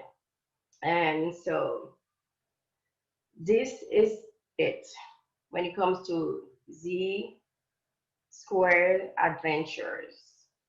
So our next presenter will give you more detail when it comes to the trip itself. Thank you, Lisette. Thank you, Law. And yeah, as Law mentioned, we really create Zsquare Adventure as an initiative that is in tandem going with Zsquare4theCure, and we're calling it Travel with Impact. So the idea, like Locke have mentioned, is really for folks not just to come visit our beautiful Africa, but also to walk along with us and participate in our activity. And I just want to announce to you guys, because I have been trying to go on Facebook Live this whole 90 minutes, and finally Facebook Live work. We are broadcasting live on Zsquare Adventure page. I was not able to go on Zsquare4theCure page. So if you follow us on Zsquare Adventure, or this might be an opportunity for you to follow us on Zsquare Adventure page, please share our live. Please do a watch party so people can watch what we're doing. So now we have been partnered with a local partner on the ground for this amazing experience that Laura has just shared with you. We call it Explore West Africa. And our partner on the ground is Madame Olatoundji. She's a travel consultant from Kader Diawara. And she was not able to participate with her today, but she sent us a video. And I'm going to share the video. Everybody, or afternoon, or even evening from wherever you're watching. I am Olamma Ojuko, a travel and tourism consultant based in Benin Republic, with branches in Nigeria and Togo, and then of course with partners in Ghana and almost all parts of Africa and beyond. So we are talking West African tourism today, but I start with Benin. In Benin, some of us will know, is called the cradle of voodoo. This is where most of the slaves that were taken out of Africa into the US, the Caribbean world, and a lot of other places. This is where most of them were taken. And we've got the sites where we talk about memorial tourism. It is called Ouidah, the historical city of Benin. Here you're able to relive the steps that our ancestors had to go through to be able to be taken out of their country to the unknown world. And here you are also able to discover, we've got a very big museum where you're able to discover the history, touch most of the ancient stuff that were really valuable to our ancestors. Also talking about the voodoo religion. This is the city where the 10th of January voodoo festival is done every January. So this is also the site. We've got a lot of other sites to visit in the city, Python Temple. We've got mangroves, we've got hotels, waterfront hotels that are waterfront resorts that are, you know, between the ocean and the lake, the mangroves. It is a city you must visit when you're visiting Benin. We've also got Port Novo. Port Novo is the capital city of Benin, but very rich in history. We've got Ome Museum there, where we've got the names of all the kings, you know, that ruled at different times till the arrival of the colonial masters. And we've got the Songhai project, the wonderful agricultural multi-visit destination where every waste is transformed.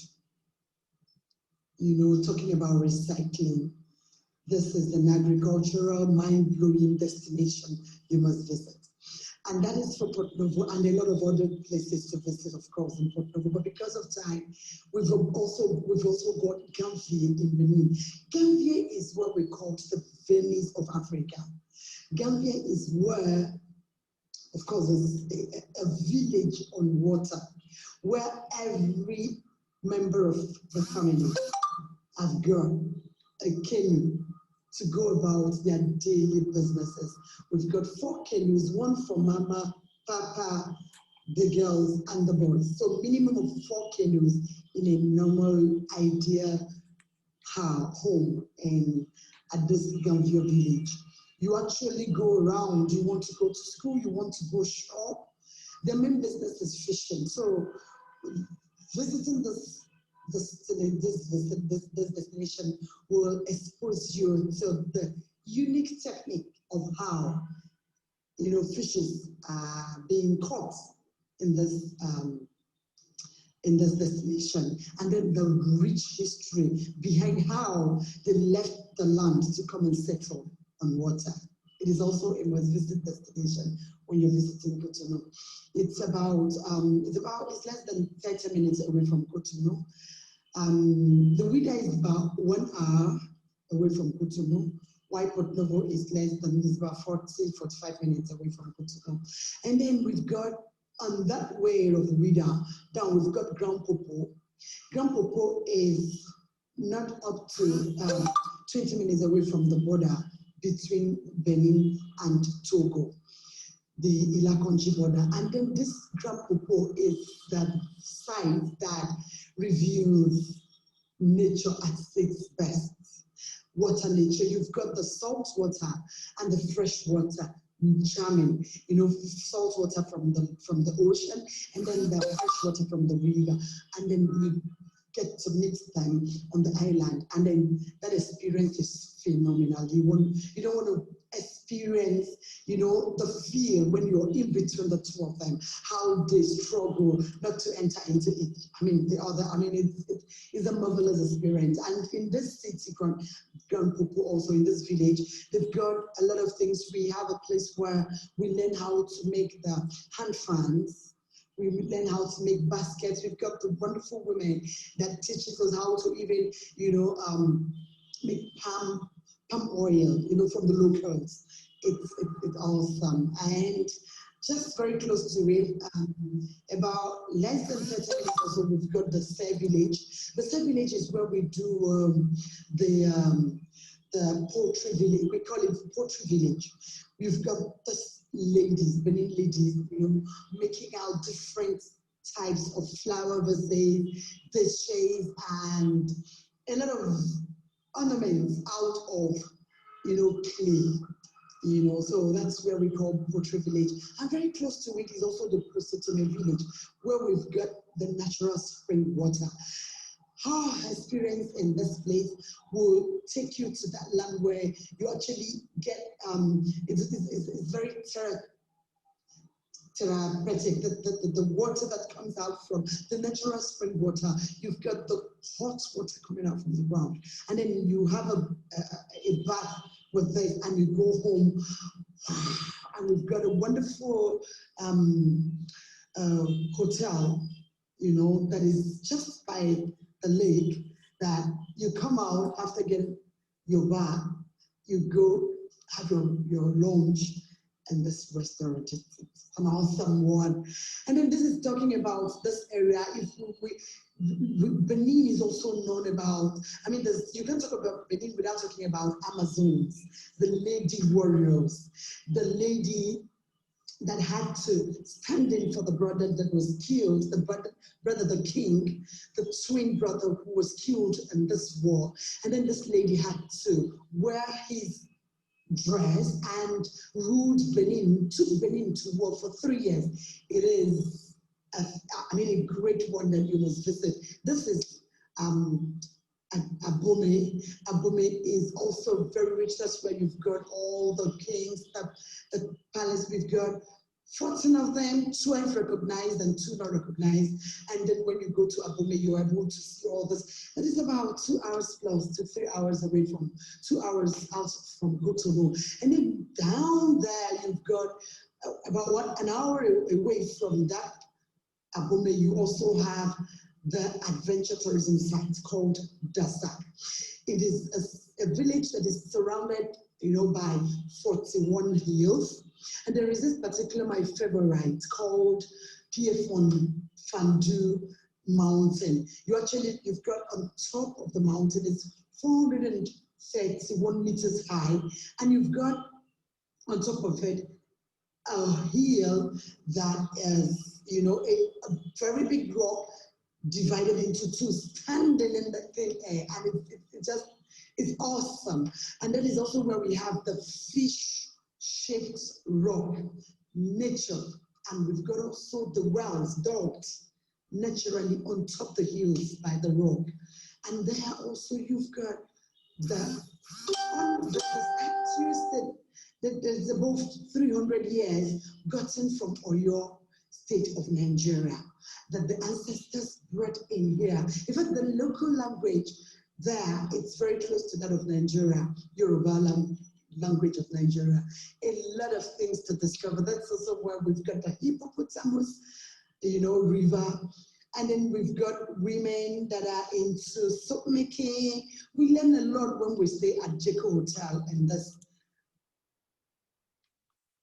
As you can see, Ola has so much to share, and that is our program for those of you that would join us. We're sharing this with you so you can see and understand, you know, what is the program is going to be. I'm happy to have Pam joining us now. Pam, if you can begin by, I'm going to stop sharing so you can spend some quick time because we're going to our time. You can quickly share your slide with us. That will, I'm going to give you option to share now. Share your slide with us and tell us a little bit more about Benin, Togo, and Ghana. Pam is a staff member. She's one of our interns with Zsquare Adventure initiative that we kick off this year. So go ahead, Pam. Okay. Enchanté tout le monde. Pleased to meet you, everybody. My name is Pam, just as Lisette said. I'm a member of the social media team, and we have heard all about Benin. I'll take you through that of Togo and Ghana. I'll also take you through our student initiative program. Okay, so we have already heard about Zsquare Adventures. Sorry. So we are simply a travel experience offered to everybody around the world. Let me quickly take you through that of Togo. So from Benin, we move straight to Togo, and then we spend 2 days in the country. Over there, we would have our welcome dinner. We'll visit Palimé, which has about 36 artisanal workshops and retail clubs or retail outlets where you can buy artisans from their shops. Palimé also has a waterfall. We would also visit and shop at the famous Grand Marché in Togo. It's popularly known as Asigami. I don't know if I got the name right.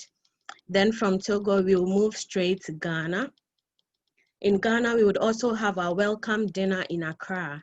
Then we would move on to have some sightseeing also in the city of Accra, the capital of Ghana. We'll visit the W.E.B. Du Bois Memorial Center for Pan-African Culture, where it's a research facility, a tourist attraction, and a memorial place. And we will learn more about Pan-Africanism and also get educated on African culture. We would also visit the Kwame Nkrumah Mausoleum, which houses the remains of the first president of the Republic of Ghana, Dr. Kwame Nkrumah, and his wife, Madame Fatia Nkrumah. Over there, we will learn about the independence of the country, Ghana. We would then travel to the Cape Coast region, where we would also have some sightseeing at the slave castles, the Cape Coast Castle, the Elmina Castle, and also go through the rainforest on the canopy walkway. If you can see the pictures over here, you can see the canopy walkway there. It's an amazing experience I believe you would love. So let me quickly touch on our student initiative program. So we have designed our program to question perceptions about Africa, debunk myths. There are so many myths about Africa. When you listen to world news, you hear about all the negativities. Our student initiative program seeks to debunk all these myths and then stimulate curiosity and ignite interactions. So let me quickly touch on our offer. We are going to help students to raise their funds for traveling to Africa, traveling to these 3 countries, We are also going to give comfortable yet very affordable accommodation for 30 days. And we would also give the opportunity to give back to society, where they would volunteer or work with Zsquare4theCure and other humanitarian projects. We promise them an experience they won't find in books. They have gone through history class and all that, but we give them that experience firsthand by visiting the castles, the slaves, where the slaves were actually. We give them sightseeing and group tours, tutorship from great professors, and we are also looking at exchange programs with West African universities.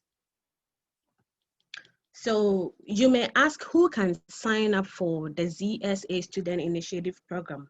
It is for all interested students. And then also we are looking at specific majors like African Studies, Sociology, History, Anthropology, International Studies, Geography, Zoology, and many other more. Let's take a quick look at our package. So we have 4 fun days out of the 30. We have 8 days for tourism and adventure, where we travel through Benin, Togo, and Ghana. We also have 4 days of cultural show or gala night, where we learn about the cultures of these 3 different countries. We have 4 days of mission or humanitarian work. This is a travel with impact, and so we give our students the opportunity to have an impact on these countries. We also have 4 days of media for advertisers, where we meet with media teams, and then we have 2 travel days. The 2 travel days includes traveling through these countries from Togo to Benin to Ghana. And then we also have 4 days of road trips, where we have safaris and have loads of fun. So this would be what the student initiative is about. Thank you. Thank you, Pam, for sharing that with us. And we really want to urge all of you to, the reason why we're sharing here is really so you can tie it in and understand our ZSA initiative. And Pam has been doing a great work this whole year with our social media. And so for social media, you can follow us on Facebook and on Instagram.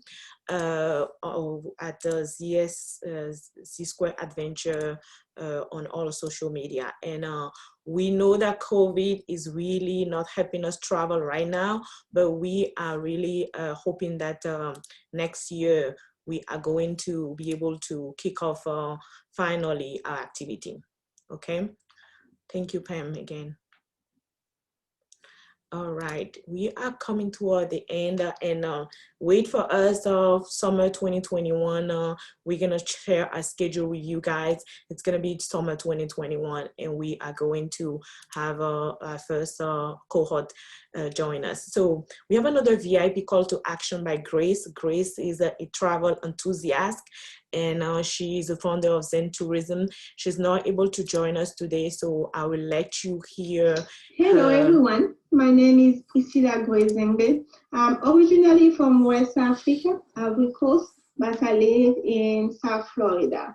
First, I would like to say thank you to Lizette for having me. Also, thank you for having this conversation about breast cancer. I've been supporting Zsquare4theCure since 2012, and why I decided to support this foundation, first because I know Lizette, but the most important is because it was about raising awareness for the West African people, raising awareness about breast cancer. The issue of breast cancer is still stigmatized in Africa. Is a subject we don't really talk about it. Even between family members, we don't talk about that until someone has that or someone is dead. So I'm sure you know somebody who has the disease. I know somebody who has the disease or passed away because of breast cancer, but they go to the hospital late. They don't really know the signs of the disease. They don't know what to look for it. So So, and also we do have a lot of misconception about breast cancer. Something has to be done. So when I heard about the Zsquare4theCure mission to educate people in West Africa about breast cancer and have someone willing to go over there and teach my mom, my friend, my cousin about breast cancer, I was like, yeah, this is something I want to be part of it. This is what we need. So for the past 8 years, I've been supporting the Zsquare4theCure. I would like to say I'm very pleased and impressed how far they have come. Myself, I learned a lot about breast cancer in general through the social media page, the email, the updates we receive. We saw them educating people about breast cancer, doing early screening, early detection, doing a lot of things. And this is what we need, and this is part of the solution. So I'm really proud to be part of this family, and I think foundation like Zsquare4theCure need to exist. We need foundation like that to tell people that yes, breast cancer is real, and people are dying because they don't know anything about it. But we can do something. So I'm asking you to join me to support Zsquare4theCure. Please donate, help our sister and mother learn more about breast cancer. Together, we can erase awareness about this disease. We can save a lot of lives. So please join me and support Zsquare4theCure. Thank you. Thank you, Grace, for this awesome call to action. Now we're going to get to talk a little bit more about our bold vision for 2030 that we shared with you earlier. What is our roadmap and what is our new call to action for our VIP donor? Because we are excited, we have been grateful for all your help all this year, but as you can see, we need to amplify, we need to level up a little bit more in our giving, in our donation. So what is our new call to action for our VIP donor? Our goal is really to raise 100K seed goal for the next 10 years. So we are looking for 10 VIP donor that can raise $1,000 per year with us for the next 10 years. You know, we really need 10 committed VIP donors that will commit and pledge to raise $1,000 per year for the next 10 years. So we can have $100,000 seed goal. This is just a seed. This is a seed into our 2030 impact goal, okay? So how do we get to that? You know, what is the expectation? What is the outcome? How can you do that? Because when you say raise 100K by 10 people, 1,000 a year, how does that work? Because it might sound huge, right? If you just used to just donate $100 or $50 a year, and now we want to up level you to 1,000 club, right? So let's break it down a little bit. $1,000 a year is actually it's less than $100 a month. It's actually $84 a month. When you break it down, it's actually $21 a week. Okay, I'm good at math, so I'm doing the breakdown for you guys here. And then it's actually a breakdown to $3 per day. And $3 per day is less than how much you're gonna pay to drink Starbucks, for drink coffee anywhere around the world. If you're a tea drinker like me, it's still cheaper than buying tea anywhere. It's even cheaper than buying a bottle of water some places around the world. So we can do it, you know, you can do it with us. We need 10 committed. We're not asking for 20. If we get 20, we'll be happy, but we need 10 solid folks that can partner with us. And you can raise it by yourself, or you can raise it as a team. You can call your friend, you can ask your friend to call your friend. You can find a team that help you raise that $1,000 for the next 10 years. It's a long-term commitment that we really ask our donor to do, our VIP donor, our current VIP donor. We know you're gonna come with us. We need more of you to come with us. You can fundraise online. We can provide tools for you. We provide accountability, simple way for you. Either you raise it directly from direct deposit from your account. You can do a matching donation from your organization. Some of you work in an organization where if you donate $100, they give you $100. They can match up to 1,000. So this is easy money that we can get, but we need a strong commitment from you to do it year over year, because like I say, this is just a seed to what we're trying to do. Okay.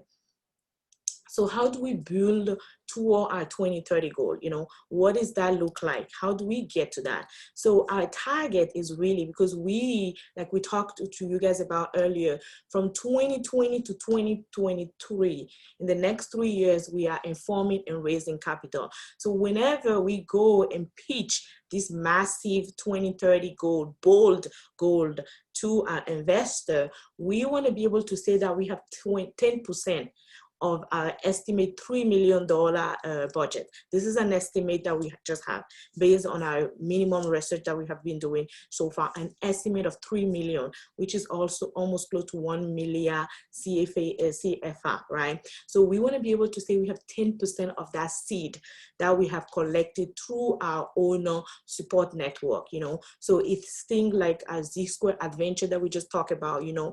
Our goal for that profit business, we forecast in the next 10 years, we're gonna have the business side with the luxury Explore West Africa, the student initiative. We are forecasting to raise around 100K in revenue with that. That's one way to get 100K. A second way to get 100K is really through what I just shared with you guys, a VIP donor commitment, having a 1,000, you know, from 10 folks VIP donating consequently, solidly every year will give us another 100K in investment in the next 10 years that we can use as part of our seed investment for our massive goal. And the other one is just all the other venture that I have already talked about, the book, the Up Your Confidence platform, the speaking engagement, the conference speaking, all of those we are gonna work massively hard to raise another 100K in any other way. We know that we say 10 VIP. If we get 20, we are in good shape. But when we do our estimate, we do our forecast, we're trying to stay as conservative as possible. So that is our massive goal, to have 10% seed of our estimate $3 million investment already in our own pocket to start with our plan and conceptualization before we go even talk to donor and try to get, because one of the things that we want to do is when we go talk to donor, we want to say we have African, built by African, raised by African, raised by supporter that love Africa, raised by supporter that know that Africa matter, raised by supporter that know that breast cancer it's a silent disease and need to be treated in West Africa. We want to be able to say we have a support system that already raised 10% of the seed estimate of our 3 million commitment, okay? Now, how does that work, you know? What is in for you, you know, because the one thing is to ask people to raise $1,000 every year for the next 10 years, right? But what does that look like really? You know, I know that together we are always stronger, and my goal has never been that I can do it myself. I cannot do it myself. We need you, and we call it the 10K club. But what is in it for you? What we offering right now, and this is just a tentative offer, we're really offering you a lifetime investor recognition at our breast cancer West Africa Center, treatment West Africa Center, right? We want all of our 10 or more VIP commit VIP to have a plaque, to have a name in the hallway of this cancer treatment center that we're trying to build. We wanted to offer you a discount treatment for your family member, because we know 1 out of 8 women will have breast cancer in their lifetime. So in your family, somebody will have some kind of something, and we want to offer that from the gate. So know that when you're helping us, you're actually helping your family member. You're actually directly helping people in your local community. We also want to be transparent and super accountable. You're going to help us manage this fund, because some of you are expert accountant, expert auditor. You're going to help us manage this fund. You know, we're can have annual update. We can have easy access for you to see the fund and to see the report and manage the fund with us. You know, we can have easy way for you to be able to donate to us in a very seamless way using online tool. So let's do this. We can really, really, really do this. Join us. We are calling it the 10K Club. Join the 10K Club for West Africa. Join the 10K Club. This is something that have never been done. This is something that we can do. This is something that I know that you guys can do that with us. All right, so we have our last VIP call to action by Samuel Biekre. So Samuel, if you're still here with us, please stop, open your video, and let's do our last call to action. Thank you. Allô, allô, bonsoir, bonjour. Selon l'endroit où vous vous retrouvez, il est minuit chez moi ici à Riyad. Et donc, c'est vraiment une opportunité pour moi de me retrouver sur le panel. J'espère que vous arrivez à me voir. OK, en tout cas, merci bien. Donc, je tenais à remercier particulièrement tous les participants qui ont pris la parole avant moi. Leur dire merci pour le fait qu'ils restent toujours présents pour pouvoir supporter les activités de Zsquare. J'aimerais dire merci aux donateurs qui participent financièrement et de leur temps. Et j'aimerais aussi dire merci particulièrement à l'équipe Zsquare pour tout le travail que l'organisation essaie d'abattre dans la zone de l'Afrique de l'Ouest. Et comme on le sait, en Afrique de l'Ouest, c'est environ 350 millions d'habitants. Et sur les 350 millions d'habitants, on a environ un peu plus de 190 millions de femmes. Et si vous avez essayé de faire un peu attention aux différentes slides qui étaient projetées, sur l'une des slides, Zsquare4theCure nous disait que c'est environ 20 000 femmes qui ont pu être contactées, qui ont pu être sensibilisées par l'organisation. Mais c'est 20 000 femmes sur 190 millions. Donc, ce qui voudrait dire que si on fait un calcul très simple, c'est pratiquement environ 10 000 organisations dans le genre de Zsquare qu'on aura besoin pour pouvoir en fait atteindre toute la population, non seulement peut-être féminine, mais aussi, je dirais, toute la population en général en termes de sensibilisation. Donc, du coup, on comprend très bien qu'il y a vraiment un manque criard qu'il va falloir combler. Et combler ce manque criard non seulement par plusieurs organisations, mais surtout soutenir les organisations qui sont déjà existantes. Et notamment Zsquare4theCure est une organisation qui existe déjà, qui opère dans la zone ouest africaine. Et donc, il serait bon de pouvoir supporter de telles organisations, de telle sorte qu'elles puissent mener à bien leur travail de sensibilisation. Et donc, pour moi, pourquoi est-ce que je supporte Zsquare? Je pense qu'il n'y a vraiment pas de raison pour ne pas que je ne supporte pas une telle organisation. La cause est noble, c'est celle d'éradiquer en fait de façon primordiale le cancer du sein.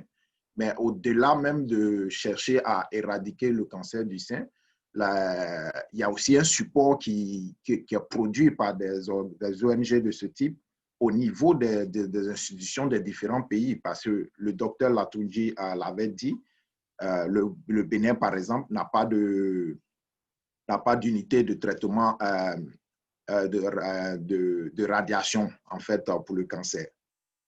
Mais maintenant, c'est l'opportunité, en fait, pour des ONG de pouvoir mener à bien la bataille, de pouvoir mener à bien la sensibilisation, de pouvoir, en fait, chercher à réunir des fonds pour pouvoir chercher à combler ces vides-là, de telle sorte que le jour où les gouvernants ont l'opportunité, parce qu'on sait que souvent aussi, c'est par manque de moyens et ainsi de suite, mais le jour où ces gouvernants arrivent à comprendre et ont l'opportunité, on saura qu'il y a un support qui vient en fait en deuxième position pour pouvoir supporter les ONG qui ont déjà emboîté le pas. Et un exemple palpable est celui d'une dame au Ghana, par exemple, qui travaille exactement aussi dans le même secteur et qui, en fait, a pu monter une unité et à un centre de radiation et ainsi de suite, sachant que les gouvernants, le pays même en tant que tel, ne bénéficie pas d'autant d'infrastructures.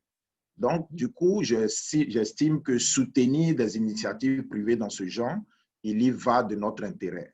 Nous avons tous une mère, nous avons tous des sœurs, des cousines, des filles, des enfants, tout et tout et tout. Et donc, du coup, je pense qu'il est bon, la cause est plus que noble, de pouvoir soutenir des organisations qui visent à sensibiliser, qui visent à s'assurer que la détection est faite très tôt, parce qu'il ne s'agit pas de détecter, et le docteur l'a bien précisé. Il y a des cas qui sont détectés, mais ils sont dépistés. Mais ces dépistations, en fait, ont lieu à des moments où la maladie a déjà évolué et qu'elle est incurable. Et donc, du coup, ici, la clé serait d'avoir l'information, de réagir à temps, donc dépister à temps. Et puis maintenant, par la suite, il y a la prise en charge, d'où la notion d'avoir un centre de traitement. Parce que traiter, dépister la maladie, c'est une chose, mais pouvoir prendre en charge aussi le malade. Parce qu'en fait, on a eu l'opportunité d'écouter tous les participants. On comprend que pour ceux qui ont les moyens, c'est un peu plus facile. Ceux qui ont les moyens, qui ont l'opportunité de se retrouver en Occident, c'est un peu plus facile de pouvoir en fait, faire face à cette maladie, qui est en fait curable. Mais pour ceux qui n'ont pas les moyens, les frais du billet d'avion, les frais de transport déjà, en fait, sont insupportables. Donc, du coup, j'estime que mener une telle action et l'action que Zsquare essaie de mener, la vision que Zsquare essaie de porter est encore plus importante. Et je pense qu'elle est bienvenue dans la zone de l'Afrique de l'Ouest. Aussi, pourquoi est-ce que je supporte en fait cette cause? Elle est très simple aussi. Ça sera peut-être ma dernière raison. Il y a un philosophe, Hegel, qui dit que dans ce monde, en fait, rien de grand ne peut se faire ou ne s'est jamais fait sans passion. En d'autres termes, si on veut faire de grandes choses, il faudrait le faire avec la passion pour pouvoir aboutir, pour pouvoir atteindre cet objectif. Et je pense qu'avec la passion avec laquelle Lisette et toute son équipe, et je salue au passage mène, je pense qu'avec cette passion, l'équipe Zsquare pourra réaliser de grandes choses et des choses qui vont servir à toute la sous-région ouest africaine. Et donc, pour cela, moi, je suis très engagé. Pour le VIP Call sur les 10 ans, vous pouvez compter sur moi, je suis engagé, je serai là. Et j'exhorte aussi, en fait, à tous ceux qui auront l'opportunité de suivre cette vidéo, de suivre ce webinaire un peu plus tard, de nous joindre tous, de joindre tous les VIP, de joindre tous les donneurs qui ont déjà commencé à participer depuis 8 ans. Et comme on le dit, c'est depuis 2012, Zsquare sur pied, tout et tout, mais j'entends cette histoire de Zsquare depuis 2006. La première fois que j'ai rencontré Lisette, elle avait déjà commencé par parler du traitement du cancer, comment est-ce qu'on peut le faire et partager son expérience personnelle. Et je peux vous le dire et pour vous l'assurer, la passion hier, le sérieux hier, tout ce qu'il faut pour pouvoir en fait nous permettre d'avoir un centre vraiment de grand niveau qui prend en charge et qui traite, qui détecte, qui dépiste le plus tôt possible nos malades, nos mamans, nos sœurs, nos cousines, nos filles et ainsi de suite. Et donc, sur ce, j'aimerais dire merci à Lisette, pour non seulement pour tout, à Lisette et à toute son équipe, il faut le préciser, pour tout le boulot qui a abattu. Et merci pour cette soirée, c'est l'organisation de ce webinaire qui a été très réussi. On a apprécié les différentes sections. J'ai surtout beaucoup apprécié la musique, la performance qui a été partagée. Je dis merci à tous nos participants et sur ce, j'aimerais m'arrêter et dire au revoir et à bientôt. Merci beaucoup, Monsieur Samuel. Monsieur Samuel, c'est le supporter numéro 1 et c'est pour ça qu'il est passé en dernière position. Et Monsieur Samuel ne supporte pas parce qu'il est juste mon mari, mais c'est parce que c'est pour les raisons qu'il a données et il supporte non seulement personnellement, mais aussi financièrement très souvent. Donc, vraiment, merci beaucoup pour ton apport et on est déjà content d'avoir déjà one VIP pour notre 10K club. So, let's continue. We are almost at the end. Stick with us. We have some exciting gifts for everybody that have stayed with us until now. We know that we say 90 minutes, but you know, with the back and forth and the internet and everything, things never happen. So we have an exciting gift for you. This is an initiative that have been part of this year. If you live in the United States or anywhere around the world, you know that racism is real. There's no cure for racism. So I have partnered with my friend, Dr. Lacey Kofi, and with my team of intern, where Pamela is part of the team of intern for Zsquare Adventure. Because for Zsquare Adventure, as Pam shared, education is our keystone, right? We want to demystify the myth. One of the myths is also about us African, right? So, and racism come from the myths that people have about people that look like me. So I share this, we work so hard with Lacey. She's the author of the book. I am the publisher. I'm an editor, part of the book, and we edit this book. It's called 30 Journey to Anti-Racism. This book is not out there yet. We are releasing this book for the first time to our participant, everybody that participate in the group.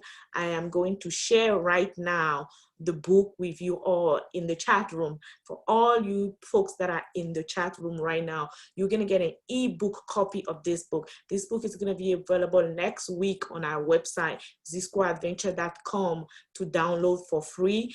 Download and give us any donation that you want. And again, this is another way for us to educate people, but for you to be aware of our Zsquare Adventure program. So I really want to thank you, and this is a token of our appreciation. 30-day journey to anti-racism. You can easily share this book with any of your friends and family so they can learn about how to be anti-racist. All right. We are really cutting close here. Thank you for joining today's webinar. Please wait for a few minutes if you have any question, and you especially have question about our 10-click club. This was really an exciting time. I hope you have learned a lot from all the amazing speakers that we have, our performance, our VIP supporter. I really want to thank you all from the bottom of my heart. On behalf of our global team, we really want to thank you. Actually, I want to let the music play again. For those of you that join us later, you can see our presentation, but you can stick around and watch this as well. Thank you.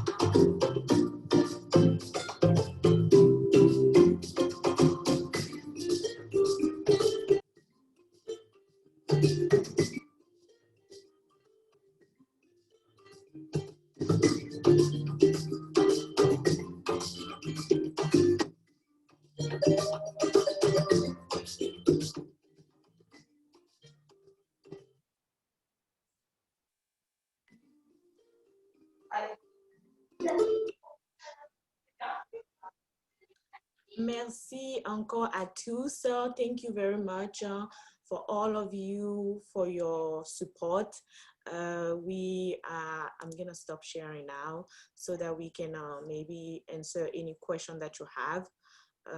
Thank you again for watching this about 2 hours long webinar, and I hope it has been informative. I hope it has been inspiring. I hope it has been uplifting to you all, and we definitely hope that you're going to support us even more, because we have a massive 2030 impact goal for 2030.